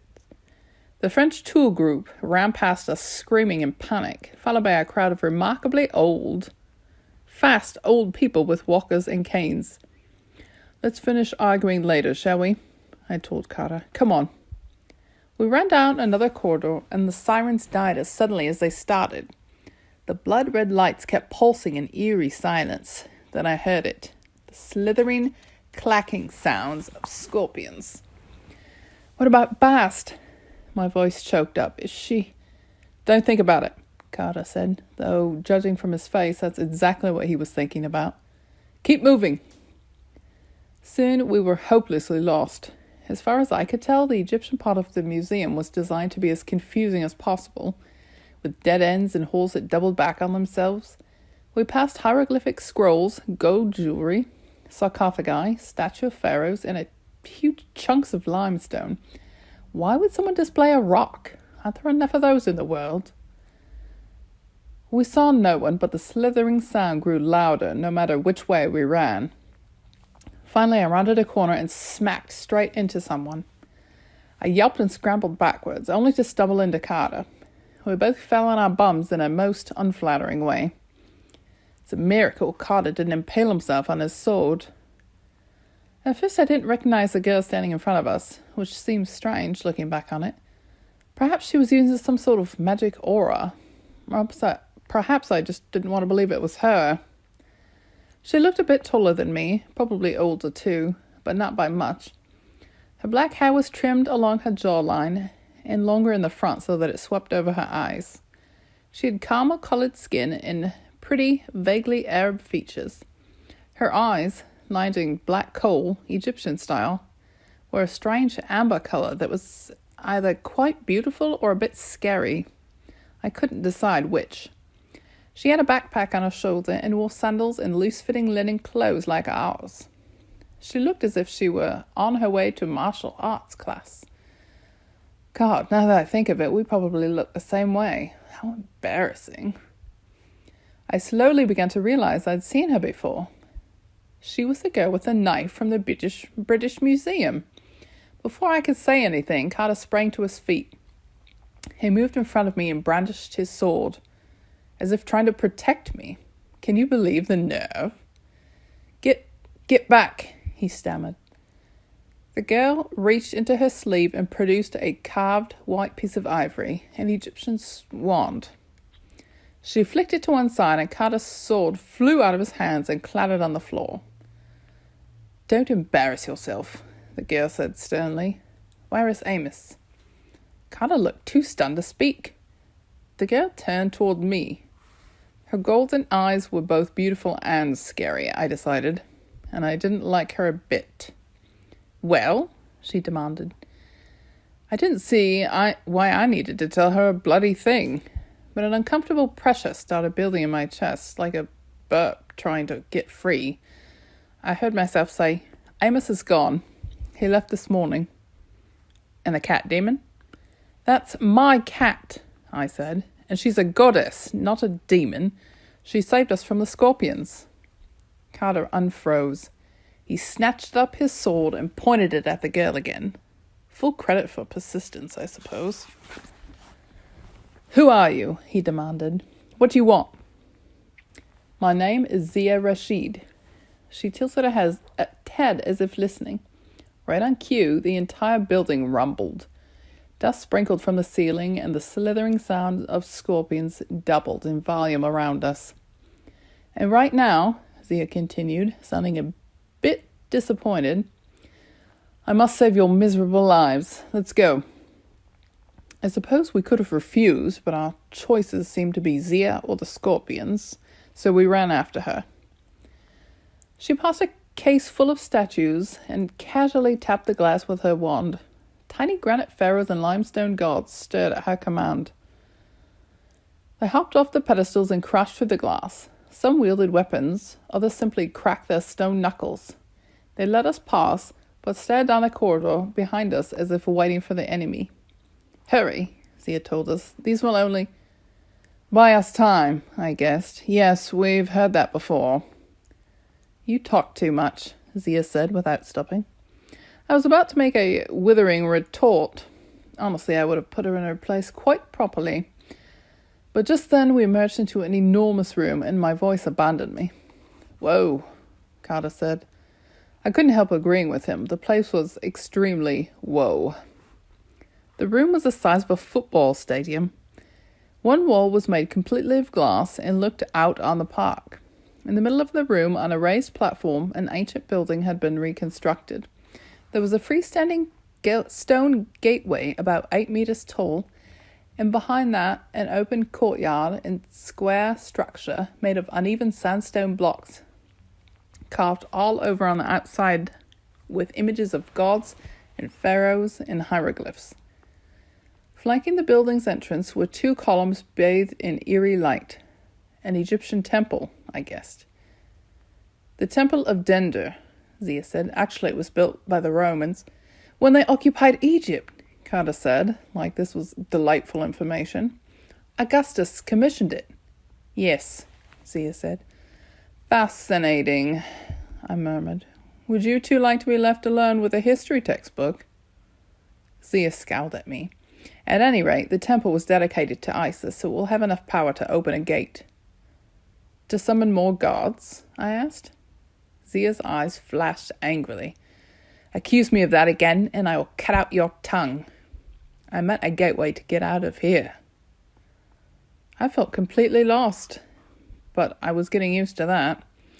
We followed Zia up the steps and through the temple stone gateway. The courtyard was empty, abandoned by the fleeing museum visitors, which made it feel quite creepy. Giant carvings of gods stared down at me. Hieroglyphic inscriptions were everywhere, and I was afraid that if I concentrated too hard, I might be able to read them. Zia stopped at the front steps of the temple. She held up her wand and wrote in the air. A familiar hieroglyph burned between the columns. Open. The same symbol Dad had used at the Rosetta Stone. I waited for something to blow up, but the hieroglyph simply faded. Zia opened her backpack. We'll make our stand here until the gate can be opened. Why not just open it now? Carter asked. Portals can only appear at auspicious moments, Zia said. Sunrise, sunset, midnight, eclipses, astronomical alignments, the exact time of a god's birth. Oh, come on, I said. How can you possibly know all that? It takes years to memorize the complete calendar, Zia said. But the next auspicious moment is easy, high noon, 10.5 minutes from now. She didn't check her watch. I wondered how she knew the time so precisely, but I decided it wasn't the most important question. Why should we trust you? I asked. As I recall, at the British Museum, you wanted to get us with a knife. That would have been simpler, Zia sighed. Unfortunately, my superiors think you might be innocents, so for now I can't kill you. But I also can't allow you to fall into the hands of the Red Lord, and so you can trust me. Well, I'm convinced, I said. I feel all warm and fuzzy inside. Zia reached into a bag and took out 4 little statues, animal-headed men, each about 5 centimeters tall. She handed them to me. Put the sons of Horus around at the cardinal points. Excuse me? North, south, east, west. She spoke slowly as if I were an idiot. I know compass directions, but that's north. Zia pointed to the wall of glass. Figure out the rest. I did what she asked, though I didn't see how the little men would help. Meanwhile, Zia gave Carter a piece of chalk and told them to draw a circle around us connecting the statues. Magic protection, Carter said, like what Dad did at the British Museum. Yes, I grumbled, and we see how well that worked. Carter ignored me. What else is new? He was so eager to please Zia that he jumped right to the task of drawing his sidewalk art. Then Zia took something else from her bag, a plain wooden rod like the one our dad had used in London. She spoke a word under her breath, and the rod expanded into a 2-meter-long black staff topped with a carved lion's head. She swirled it around single-handedly like a baton. Just showing off, I was sure, while holding the wand in her other hand. Carter finished the chalk circle as the first scorpion appeared at the gallery's entrance. How much longer on that gate? I asked, hoping I didn't sound as terrified as I felt. Stay inside the circle no matter what, Zia said. When the gate opens, jump through, and keep behind me. She touched her wand to the chalk circle, spoke another word, and the circle began to glow dark red. Hundreds of scorpions swarmed towards the temple, turning the floor into a living mass of claws and stingers. Then the woman in brown, Serket, entered the gallery. She smiled at us coldly. Zia, I said, that's a goddess. She defeated Bast. What chance do you have? Zia held up her staff, and the carved lion's head burst into flames. A small red fireball so bright it lit the entire room. I am a scribe in the House of Life, Sadie Kane. I am trained to fight gods. Chapter 12. A Jump Through the Hourglass. Well, that was all very impressive, I suppose. You should have seen Carter's face. He looked like an excited puppy. Oh, stop shoving me. You did. But I felt much less sure of Miss Zia, I'm so magical, Rashid, when the army of scorpions scuttled toward us. I wouldn't have thought it possible so many scorpions existed in the world, much less in Midtown Manhattan. The glowing circle around us seemed like insignificant protection against the millions of arachnids crawling over one another, many layers deep, and the woman in brown, who was even more horrible. From a distance, she looked all right, but as she got closer, I saw that Serket's pale skin glistened like an insect shell. Her eyes were beady black. Her long, dark hair was unnaturally thick, as if made from a million bristling bug antennae. And when she opened her mouth, sideways mandibles snapped and retracted outside her regular human teeth.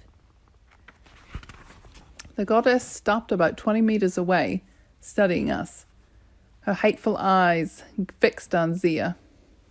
Give me the younglings. Her voice was harsh and raspy, as if she hadn't spoken in centuries. Zia crossed her staff and wand. I am mistress of the elements, scribe of the first gnome. Leave us or be destroyed. Serket clicked her mandibles in a gruesome, foamy grin. Some of her scorpions advanced, but when the first one touched the glowing lines of our protective circle, it sizzled and turned into ashes. Mark my words, nothing smells worse than a burned scorpion. The rest of the horrible things retreated, circling around the goddess and crawling up her legs. With a shudder, I realized they were wriggling into her ropes. After a few seconds, all the scorpions had disappeared into the brown folds of her clothes. The air seemed to darken behind Serket, as if she were casting an enormous shadow. Then the darkness rose up and took the form of a massive scorpion tail arching over Serket's head. It lashed down at us at blazing speed, but Zia raised her wand, and the sting glanced off the ivory tip with a hissing sound. Steam rolled off Zia's wand, smelling of sulfur. Zia pointed her staff towards the goddess, engulfing her body in fire. Serket screamed and staggered backwards, but the fire died almost instantly. It left Serket's robes seared and smoking, but the goddess looked more enraged than hurt. Your days are past, magician. The house is weak. Lord Set will lay waste to this land. Zia threw her wand like a boomerang. It smashed into the shadowy scorpion tail and exploded in a blinding flash of light. Serket lurched back and averted her eyes, and as she did, Zia reached into her sleeve and brought out something small, something closed inside her fist. The wand was a diversion, I thought, a magician's sleight of hand. Then Zia did something reckless. She leapt out of the magic circle, the very thing she'd warned us not to do. Zia! Carter called. The gate!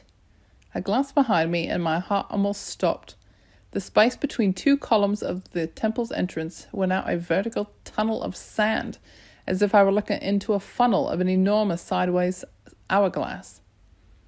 I could feel it tugging at me, pulling me toward it with magical gravity. "I'm not going in there," I insisted, but another flash of light brought my attention back to Zia. She and the goddess were involved in a dangerous dance. Zia twirled and spun with a fiery staff, and everywhere she passed, she left a trail of flames burning in the air. I had to admit it, Zia was almost as graceful and impressive as Bast. I had the oddest desire to help. I wanted, very badly, in fact, to step outside the circle and engage in combat. It was a completely mad urge, of course. What could I possibly have done? But still I felt I shouldn't or couldn't jump through the gate without helping Zia. "Sadie!" Carter grabbed me and pulled me back. Without even realizing it, my foot had almost stepped across the line of chalk. "What are you thinking?" I didn't have an answer, but I stared at Zia and mumbled in a sort of trance. "She's going to use ribbons. They won't work." "What?" Carter demanded. "Come on, we've got to go through the gate." Just then, Zia opened her fist, and small red tendrils of cloth fluttered into the air. Ribbons. How had I known? As they zipped through like living things, like eels in water, and began to grow larger. Serket was still concentrating on the fire, trying to keep Zia from caging her. At first she didn't seem to notice the ribbons, which grew until they were several meters long. I counted 5, 6, 7 of them in all. They zipped around, orbiting Serket, ripping through her shadow scorpion as if it were a harmless illusion. Finally, they wrapped around Serket's body, pitting her arms and legs. She screamed as if the ribbons burned her. She dropped to her knees, and the shadow scorpion disintegrated into an inky haze. Zia spun to a stop. She pointed her staff at the goddess's face. The ribbons began to glow, and the goddess hissed in pain, cursing in a language I didn't know. "I bind you with the 7 ribbons of Hathor," Zia said. "Release your hosts, or your essence will burn forever." "Your death will last forever," Serket snarled. "You have made an enemy of Set." Zia twisted her staff, and Serket fell sideways, writhing and smoking. "I will not," the goddess hissed, but then her black eyes turned milky white, and she lay still. "The gate," Carter warned. "Zia, come on, I think it's closing." He was right. The tunnel of sand seemed to be moving a bit more slowly. The tug of its magic did not feel as strong. Zia approached the fallen goddess. She touched Serket's forehead, and black smoke billowed from the goddess's mouth. Serket transformed and shrank until we were looking at a completely different woman wrapped in red ribbons. She had pale skin and black hair, but otherwise didn't look anything like Serket. She looked, well, human. "Who is that?" I asked. "The host," Zia said. "Some poor mortal who—" She looked up with a start. The black haze was no longer dissipating. It was getting thicker and darker again, swirling into a more solid form. "Impossible," Zia said. "The ribbons are too powerful. Serket can't reform unless—" "Well, she is reforming," Carter yelled. "And our exit is closing. Let's go." I couldn't believe he was willing to jump into a churning wall of sand. But as I watched the black cloud take the shape of a 2-story-tall scorpion, a very angry scorpion, I made my decision. "Coming!" I yelled. "Zia!" Carter called. "Now!" "Perhaps you're right," the magician decided. She turned, and together we ran and plunged straight into the swirling vortex.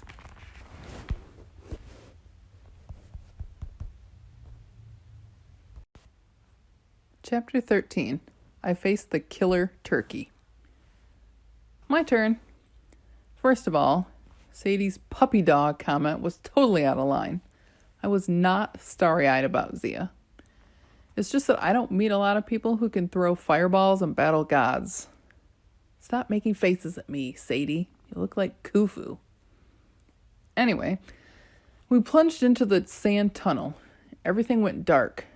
My stomach tingled with that top of the roller coaster weightlessness as I hurtled forward. Hot sands whipped around me and my skin burned.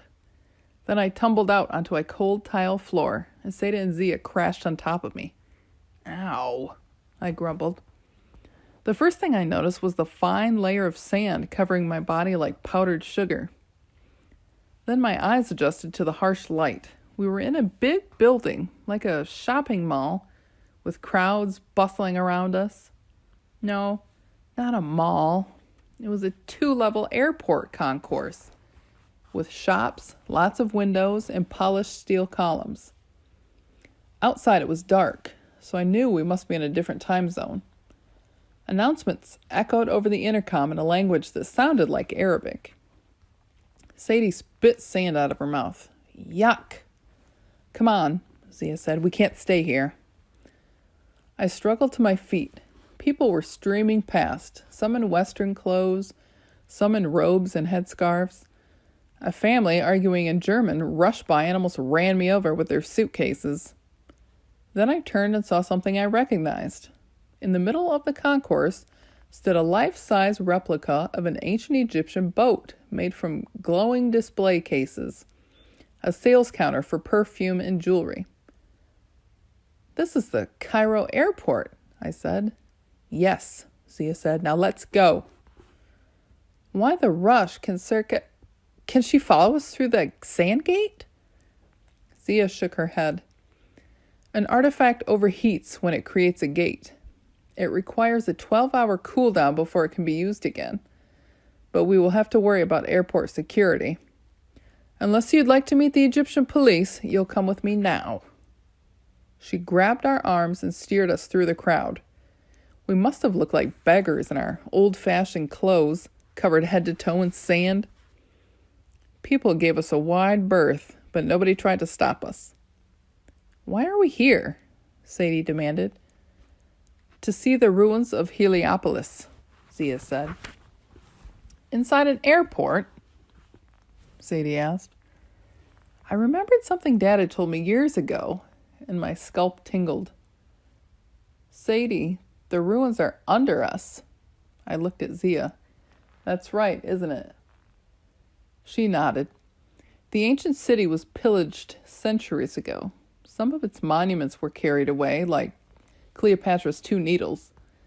Most of its temples were broken down to make new buildings. What was left under Cairo's suburbs. The largest section is under the airport. And how does that help us? Sadie asked. Zia kicked down a maintenance door. On the other side was a broom closet. Zia muttered a command. Sahab. And the image of the closet shimmered and disappeared, revealing a set of stone steps leading down. Because not all Heliopolis is in ruins, Zia said. Follow closely and touch nothing. The stairs must have led down about 7 million miles, because we descended forever. The passage had been made for miniature people, too. We had to crouch and crawl most of the way. And even so, I bonked my head on the ceiling a dozen times. The only light was from a ball of fire in Zia's palm, which made shadows dance across the walls. I'd been in places like this before. Tunnels inside pyramids, tombs my dad had excavated, but I've never liked them. Millions of tons of rock above me seemed to crush the air out of my lungs. Finally, we reached the bottom. The tunnel opened up, and Zia stopped abruptly. After my eyes adjusted, I saw why. We were standing at the end of a chasm. A single wooded plank spanned the void. On the opposite ledge, 2 jackal-headed granite warriors flanked a doorway. Their spears crossed over the entrance. Sadie sighed. Please, no more psychotic statues. Do not joke, Zia warned. This is an entrance to the first gnome, the oldest branch of the House of Life, headquarters for all magicians. My job was to bring you here safely, but I cannot help you cross. Each magician must unbar the path for herself, and the challenge is different for each supplicant. She looked at Sadie expectantly, which annoyed me. First Bast, now Zia. Both of them treated Sadie like she should have some kind of superpowers. I mean, okay, so she'd been able to blast the library doors apart, but why didn't anyone look at me to do cool tricks? Plus, I was still annoyed with Sadie for the comments she'd made at the museum in New York. How I had it so good traveling the world with Dad. She had no idea how often I wanted to complain about the constant traveling, how many days I wished I didn't have to get on a plane and could just be like a normal kid, going to school and making friends. But I couldn't complain. You always have to look impeccable, Dad had told me. And he didn't just mean my clothes, he meant my attitude. With Mom gone, I was all he had. Dad needed me to be strong. Most days, I didn't mind. I loved my dad, but it was also hard. Sadie didn't understand that. She had it easy. And now, she seemed to be getting all the attention, as if she were the special one. It wasn't fair. Then I heard Dad's voice in my head. Fairness means everyone gets what they need, and the only way to get what you need in life is to make it happen yourself.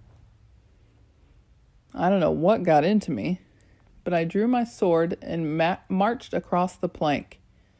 It was like my legs were working by themselves, not waiting for my brain. Part of me thought, this is a really bad idea. But part of me answered, no, we do not fear this. And the voice didn't sound like mine.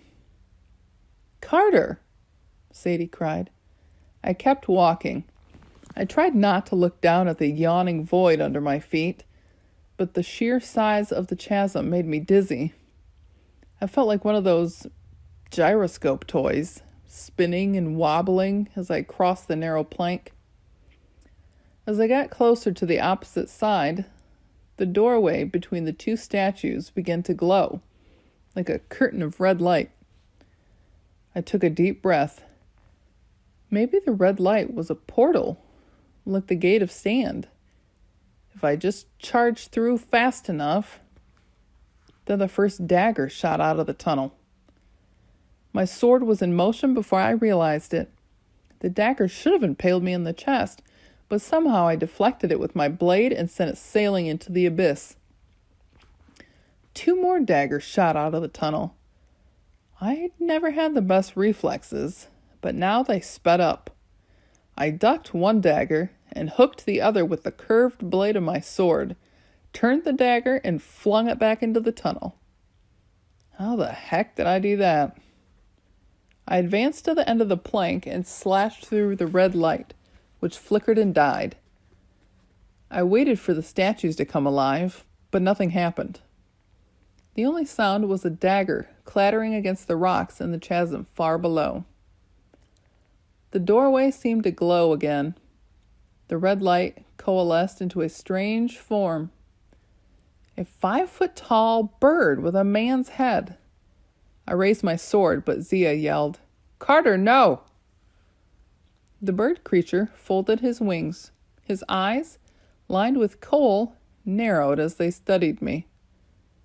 A black ornamental wig glistened on his head, and his face was etched with wrinkles. One of those fake braided pharaoh beards was stuck on his chin like a backward ponytail.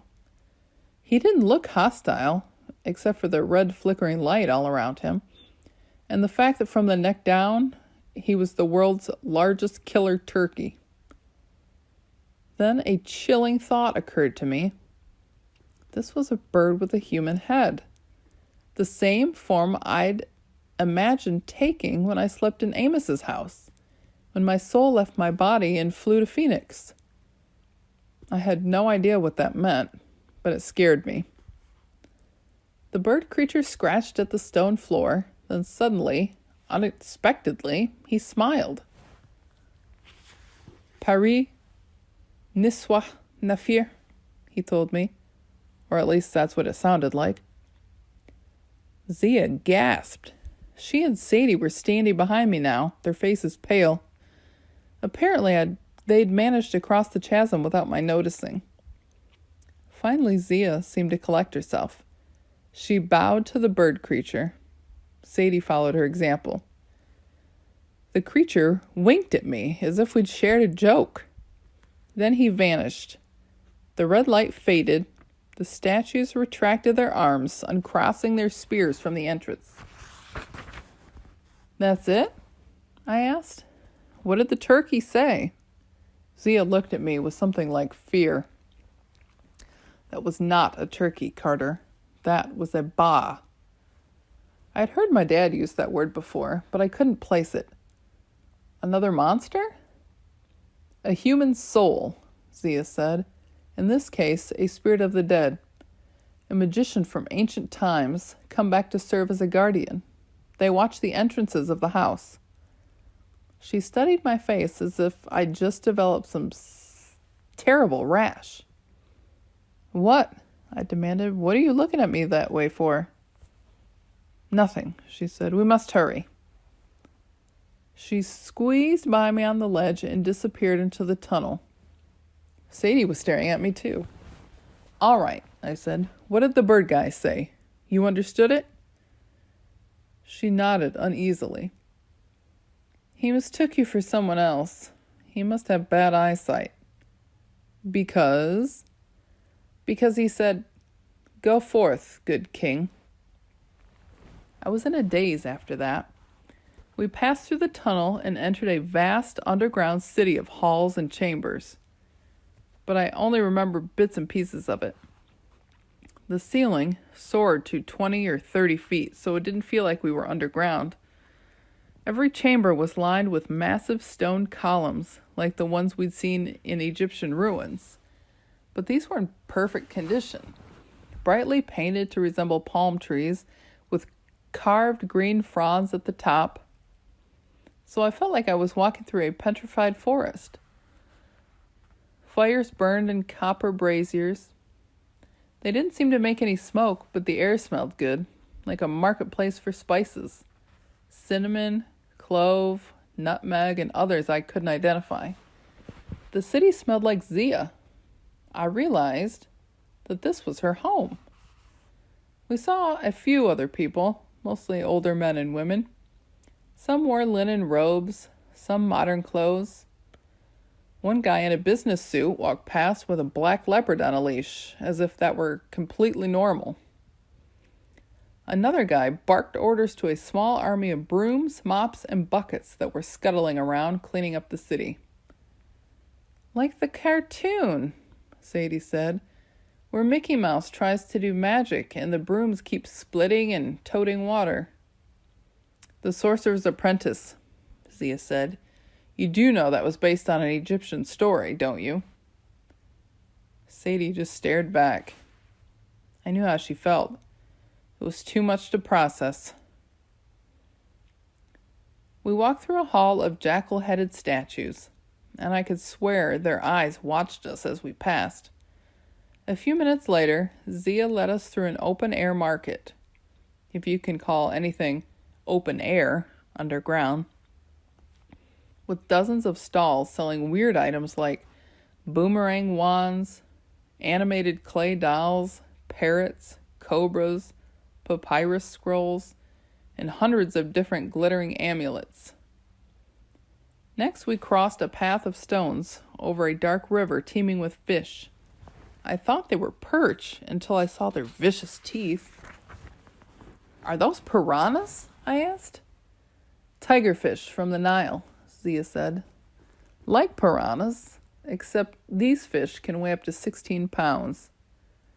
I watched my step more closely after that. We turned a corner and passed an ornate building carved out of black rock. Seated pharaohs were chiseled into the walls, and the doorway was shaped like a coiled serpent. What's in there? Sadie asked. We peeked inside and saw rows of children, maybe 24 in all, about 6 to 10 years old or so, sitting cross-legged on cushions. They were hunched over brass bowls, peering intently into some sort of liquid and speaking under their breath. At first, I thought it was a classroom, but there was no sign of a teacher, and the chamber was lit only by a few candles. Judging by the number of empty seats, the room was meant to hold twice as many kids. Our initiates, Zia said, learning to scry. Their first gnome must keep in contact with our brethren all over the world. We use our youngest as operators, I suppose you would say. So you've got bases like this all over the world? Most are much smaller, but yes. I remembered what Amos had told us about the gnomes. Egypt is the first gnome. New York is the 21st. What's the last one? The 360th. That would be Antarctica, Zia said. A punishment assignment. Nothing there but a couple of cold magicians and some magic penguins. Magic penguins? Don't ask. Sadie pointed to the children inside. How does it work? They see images in the water?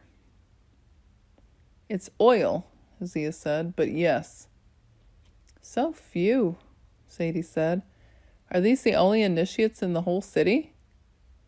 In the whole world, Zia corrected. There were more before. She stopped herself. Before what? I asked. Nothing, Zia said darkly. Initiates do our scrying because young minds are most receptive. Magicians begin training no later than the age of 10, with a few dangerous exceptions. You mean us, I said. She glanced at me apprehensively, and I knew she was still thinking about what the bird spirit had called me. A good king. It seemed so unreal. Like our family name in the Blood of the Pharaoh scroll. How could I be related to some ancient kings? And even if I was, I certainly wasn't a king. I had no kingdom. I didn't even have my single suitcase anymore. They'll be waiting for you, Zia said. Come along. We walked so far, my feet began to ache. Finally, we arrived at a crossroads. On the right was a massive set of bronze doors with fires blazing on either side. On the left, a 20-foot-tall sphinx carved into the wall. A doorway nestled between its paws, but it was bricked in and covered in cobwebs. That looks like the Sphinx at Giza, I said. That's because we are directly under the real Sphinx, Zia said. That tunnel leads straight up to it, or it used to before it was sealed. But I did some quick calculations in my head. The Sphinx is like 20 miles from the Cairo airport, roughly. No way we've walked that far. Zia actually smiled, and I couldn't help noticing how pretty her eyes were. Distance changes in magic places, Carter. Surely you've learned that by now. Sadie cleared her throat. So why is the tunnel closed then?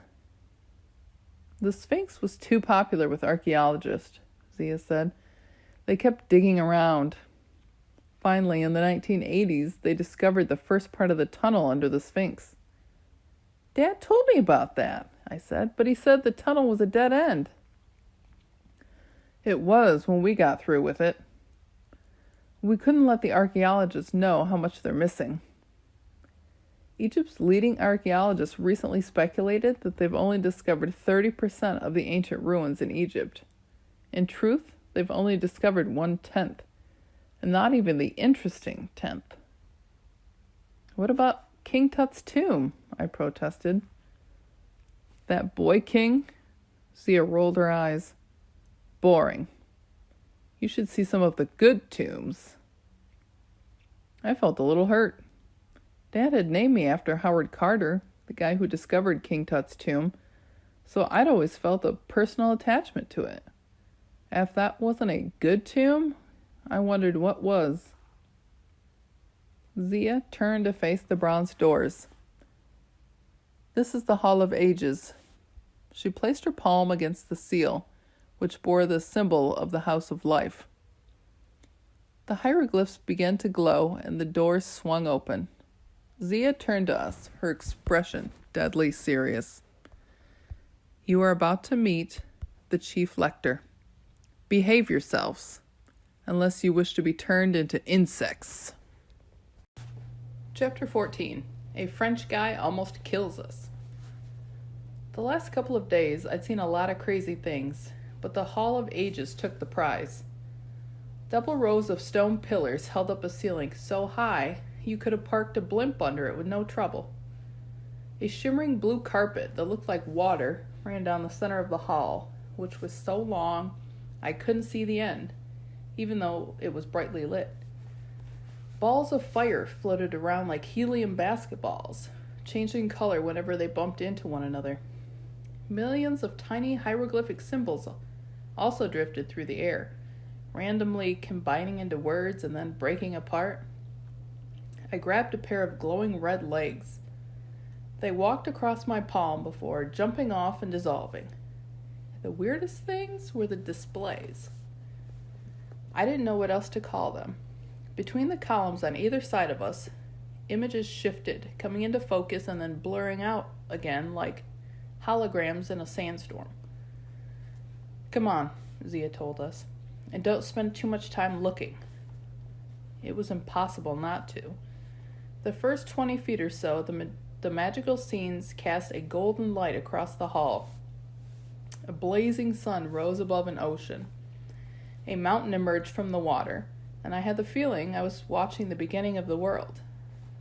Giants strode around the Nile Valley, a man with black skin and the head of a jackal, a lioness with bloody fangs, a beautiful woman with wings of light. Sadie stepped off the rug.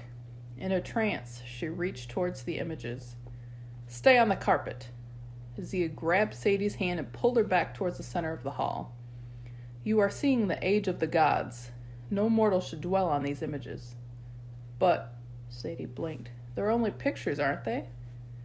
Memories, Zia said, so powerful they could destroy your mind.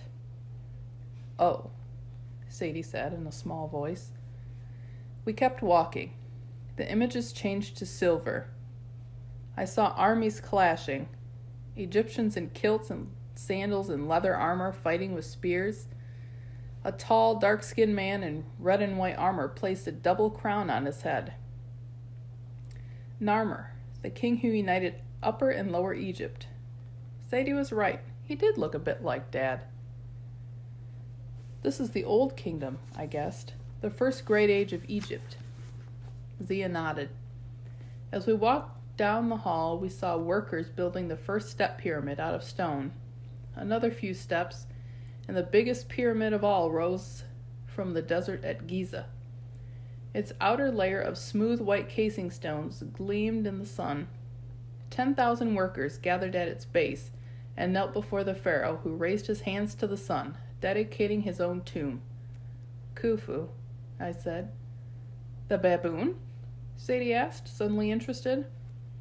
No, the pharaoh who built the Great Pyramid, I said. It was the tallest structure in the world for almost 4,000 years. Another few steps, and the images turned from silver to coppery. The Middle Kingdom, Zia announced. A bloody, chaotic time. And yet, this is when the House of Life came to maturity. The scenes shifted more rapidly. We watched armies fighting, temples being built, ships sailing on the Nile, and magicians throwing fire. Every step covered hundreds of years, and yet the hall still went on forever. For the first time, I understood how ancient Egypt was. We crossed another threshold, and the light turned bronze. The New Kingdom, I guessed. The last time Egypt was ruled by Egyptians. Zia said nothing. but I watched scenes passing that my dad had described to me. Hatshepsut, the greatest female pharaoh, putting on a fake beard and ruling Egypt as a man. Ramses the Great leading his chariots into battle. I saw magicians dueling in a palace. A man in tattered robes with a shaggy black beard and wild eyes threw down a staff which turned into a serpent and devoured a dozen other snakes. I got a lump in my throat. Is that Musa, Zia said, or Moshi, as his own people knew him. You call him Moses. The only foreigner ever to defeat the House of Magic in a duel. I stared at her. You're kidding, right? We would not kid about such a thing. The scene shifted again. I saw a man standing over a table of battle figurines, wooden toy ships, soldiers, and chariots. The man was dressed like a pharaoh, but his face looked oddly familiar. He looked up and seemed to smile right at me. With a chill, I realized he had the same face as the Ba, the bird-faced spirit who challenged me on the bridge. Who is that? I asked. Nectanebo II, Zia said, the last native Egyptian king and the last sorcerer pharaoh. He could move entire armies, create or destroy navies by moving a piece on his board, but in the end, it was not enough. We stepped over another line, and the images shimmered blue. These are the Ptolemaic times, Zia said. Alexander the Great conquered the known world, including Egypt. He set up his general Ptolemy as the new pharaoh and founded a line of Greek kings to rule over Egypt. The Ptolemaic section of the hall was shorter and seemed sad compared to all the others. The temples were smaller, the kings and queens looked desperate, or lazy, or simply apathetic. There were no great battles except toward the end. I saw Romans march into the city of Alexandria. I saw a woman with dark hair and a white dress drop a snake into her blouse. Cleopatra, Zia said, the 7th queen of that name. She tried to stand against the might of Rome, and she lost. When she took her life, the last line of pharaohs ended. Egypt, the great nation, faded. Our language was forgotten. The ancient rites were suppressed. The House of Life survived, but we were forced into hiding. We passed into an area of red light, and history began to look familiar. I saw Arab armies riding into Egypt, then the Turks. Napoleon marched his army under the shadow of the pyramids. The British came and built the Suez Canal. Slowly, Cairo grew into a modern city, and the old ruins faded further and further into the sand of the desert. Each year, Zia said, the Hall of Ages grows longer to encompass our history, up until the present. I was so dazed I didn't even realize we'd reached the end of the hall until Sadie grabbed my arm. In front of us stood a dais, and on it an empty throne, a gilded wooden chair and a flail, and a shepherd's hook carved in the back, the ancient symbols of the pharaoh. On the step below the throne sat the oldest man I'd ever seen. His skin was like lunch bag paper, brown, thin, and crinkled. White robes hung loosely off his small frame. A leopard skin was draped around his shoulders, and his hand shakily held a big wooden staff, which I was sure he was going to drop any minute. But weirdest of all, the glowing hieroglyphs in the air seemed to be coming from him. Multicolored symbols popped up all around him and floated as if he were some sort of magic bubble machine. At first I wasn't even sure he was alive. His milky eyes stared into space. Then he focused on me, and electricity coursed through my body.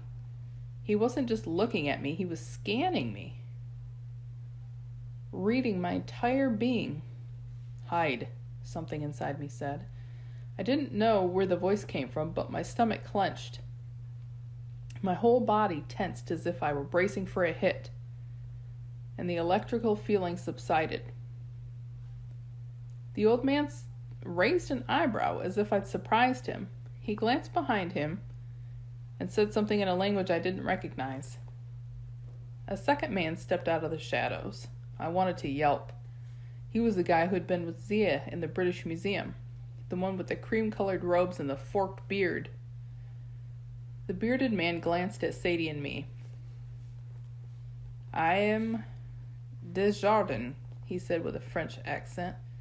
"My master, Chief Lector Iskander, welcomes you to the House of Life." I couldn't think what to say to that, so of course I asked a stupid question. "He's really old. Why isn't he sitting on the throne?" Desjardins' nostrils flared, but the old dude, Iskander, just chuckled and said something else in that other language. Desjardins translated stiffly. "The master says thank you for noticing. He is in fact really old. But the throne is for the pharaoh. It has been vacant since the fall of Egypt to Rome. It is, comment dit-on, symbolic.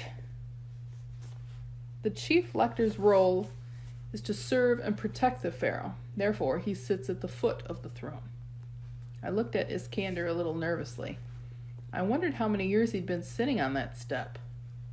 If he can understand English, what language is he speaking? Desjardins sniffed. "The chief lector understands many things, but he prefers to speak Alexandrian Greek, his birth tongue." Sadie cleared her throat. "Sorry, his birth tongue? Wasn't Alexander the Great way back in the blue section, thousands of years ago?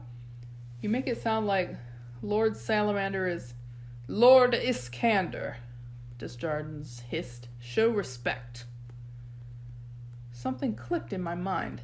Back in Brooklyn, Amos had talked about the magician's law against summoning gods, a law made in Roman times by Chief Lector Iskander. Surely it had to be a different guy.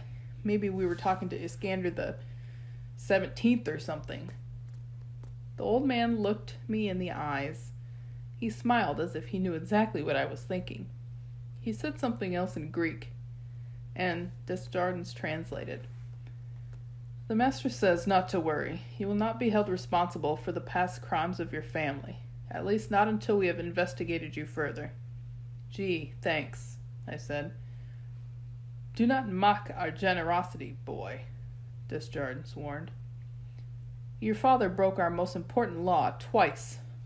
Once at Cleopatra's Needle when he summoned the gods, and your mother died assisting him.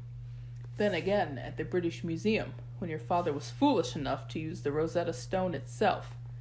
Now your uncle too is missing." "You know what happened to Amos?" Sadie blurted out. Desjardins scowled. "Not yet," he admitted. "You have to find him," Sadie cried. "Don't you have some sort of GPS magic or—" "We are searching," Desjardins said, "but you cannot worry about Amos. You must stay here. You must be trained." I got the impression he was going to say a different word, something not as nice as trained. Iskander spoke directly to me. His tone sounded kindly.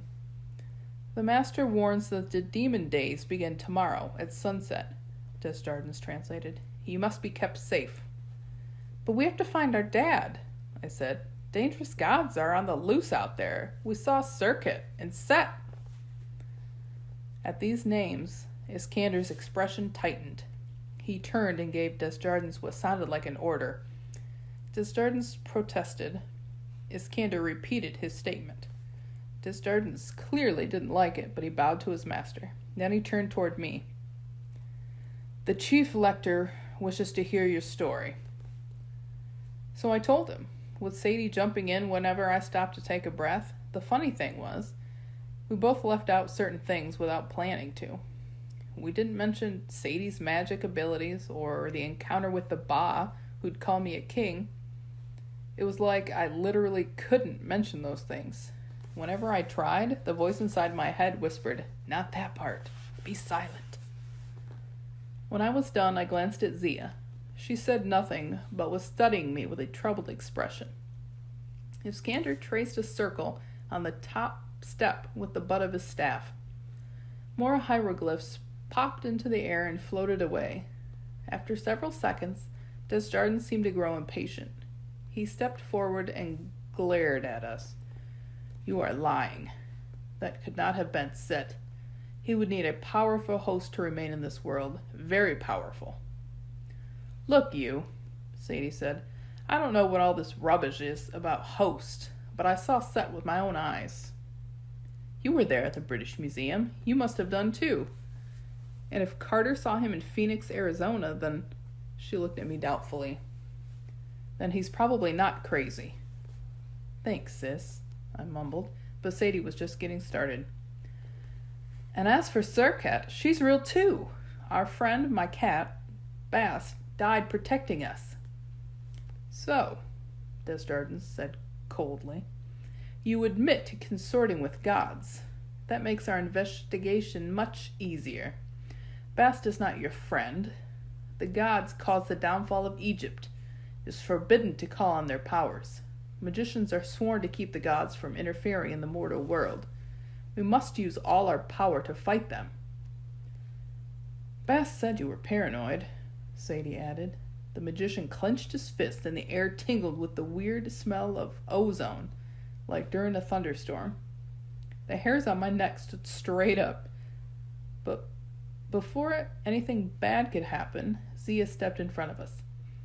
"Lord Desjardins," she pleaded, "there was something strange. When I ensnared the scorpion goddess, she reformed almost instantly. I could not return her to the duat, even with the 7 ribbons. I could only break her hold on the host for a moment. Perhaps the rumors of other escapes..." "What other escapes?" I asked. She glanced at me reluctantly. "Other gods, many of them, released since last night from artifacts all over the world, like a chain reaction..." "Zia!" Desjardins snapped. "That information is not for sharing." "Look," I said, "Lord, Sir, whatever. Bast warned us this would happen. She said Set would release more gods." "Master," Zia pleaded, "if Ma'at is weakening, if Set is increasing chaos, perhaps that is why I could not banish Serket." "Ridiculous," Desjardins said. "You are skilled, Zia, but perhaps you were not skilled enough for this encounter. And as for these two, the contamination must be contained." Zia's face reddened. She turned her attention to Iskander. "Master, please, give me a chance with them." "You forget your place," Desjardins snapped. "These two are guilty and must be destroyed." My throat started closing up. I looked at Sadie as if we had to make a run for it down that long hall. I didn't like our chances. The old man finally looked up. He smiled at Zia with true affection. For a second, I wondered if she were his great-great-great-granddaughter or something. He spoke in Greek, and Zia bowed deeply. Desjardins looked ready to explode. He swept his robes away from his feet and marched behind the throne. "The Lord Chief Lector will allow Zia to test you," he growled. "Meanwhile, I will seek out the truth, or the lies, in your story. You will be punished for the lies." I turned to Iskander and copied Zia's bow. Sadie did the same. "Thank you, Master," I said. The old man studied me for a long time. Again, I felt as if he were trying to burn into my soul. Not in an angry way, more out of concern. Then he mumbled something, and I understood 2 words. Nectinibo and Ba. He opened his hand, and a flood of glowing hieroglyphs poured out, swarming around the dais. There was a blinding flash of light, and then, when I could see again, the dais was empty. The 2 men were gone. Zia turned toward us, her expression grim. "I will show you to your quarters. In the morning your testing begins. We will see what magic you know, and how you know it." I wasn't sure what she meant by that, but I exchanged an uneasy look with Sadie. "Sounds fun," Sadie ventured. "And if we fail this test?" Zia regarded her coldly. "This is not the sort of test you fail, Sadie Kane. You pass or you die."